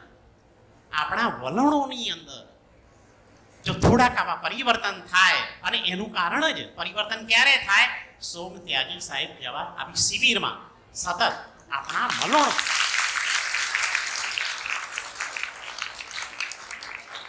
ગુરુ ગોવિંદ દોનો પડે, ગુરુની જરૂર હંમેશા પડે. અને ગુરુ એટલે સાચા ગુરુ જે આપણને દિશા બતાવે. તો આ રીતે મિત્રો આવી શિબિરનો લાભ એ મળે છે કે કઈ દિશા તરફ જઈએ. આપણને આમાંથી ઢંઢો દે છે આપણને કે આપણને શું ભૂલ કરી રહ્યા છે, આપણે કઈ દિશામાં જઈ રહ્યા છે, આપણને ઉદ્ભવતા પ્રશ્નોનું પણ અહીંયા સમાધાન છે.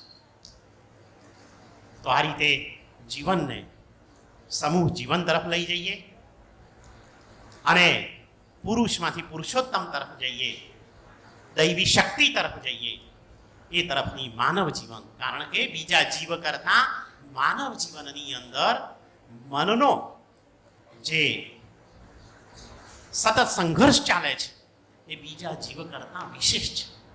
અને એના લીધે આવા બધા આ પાઠશાળા, આ લોકશાળા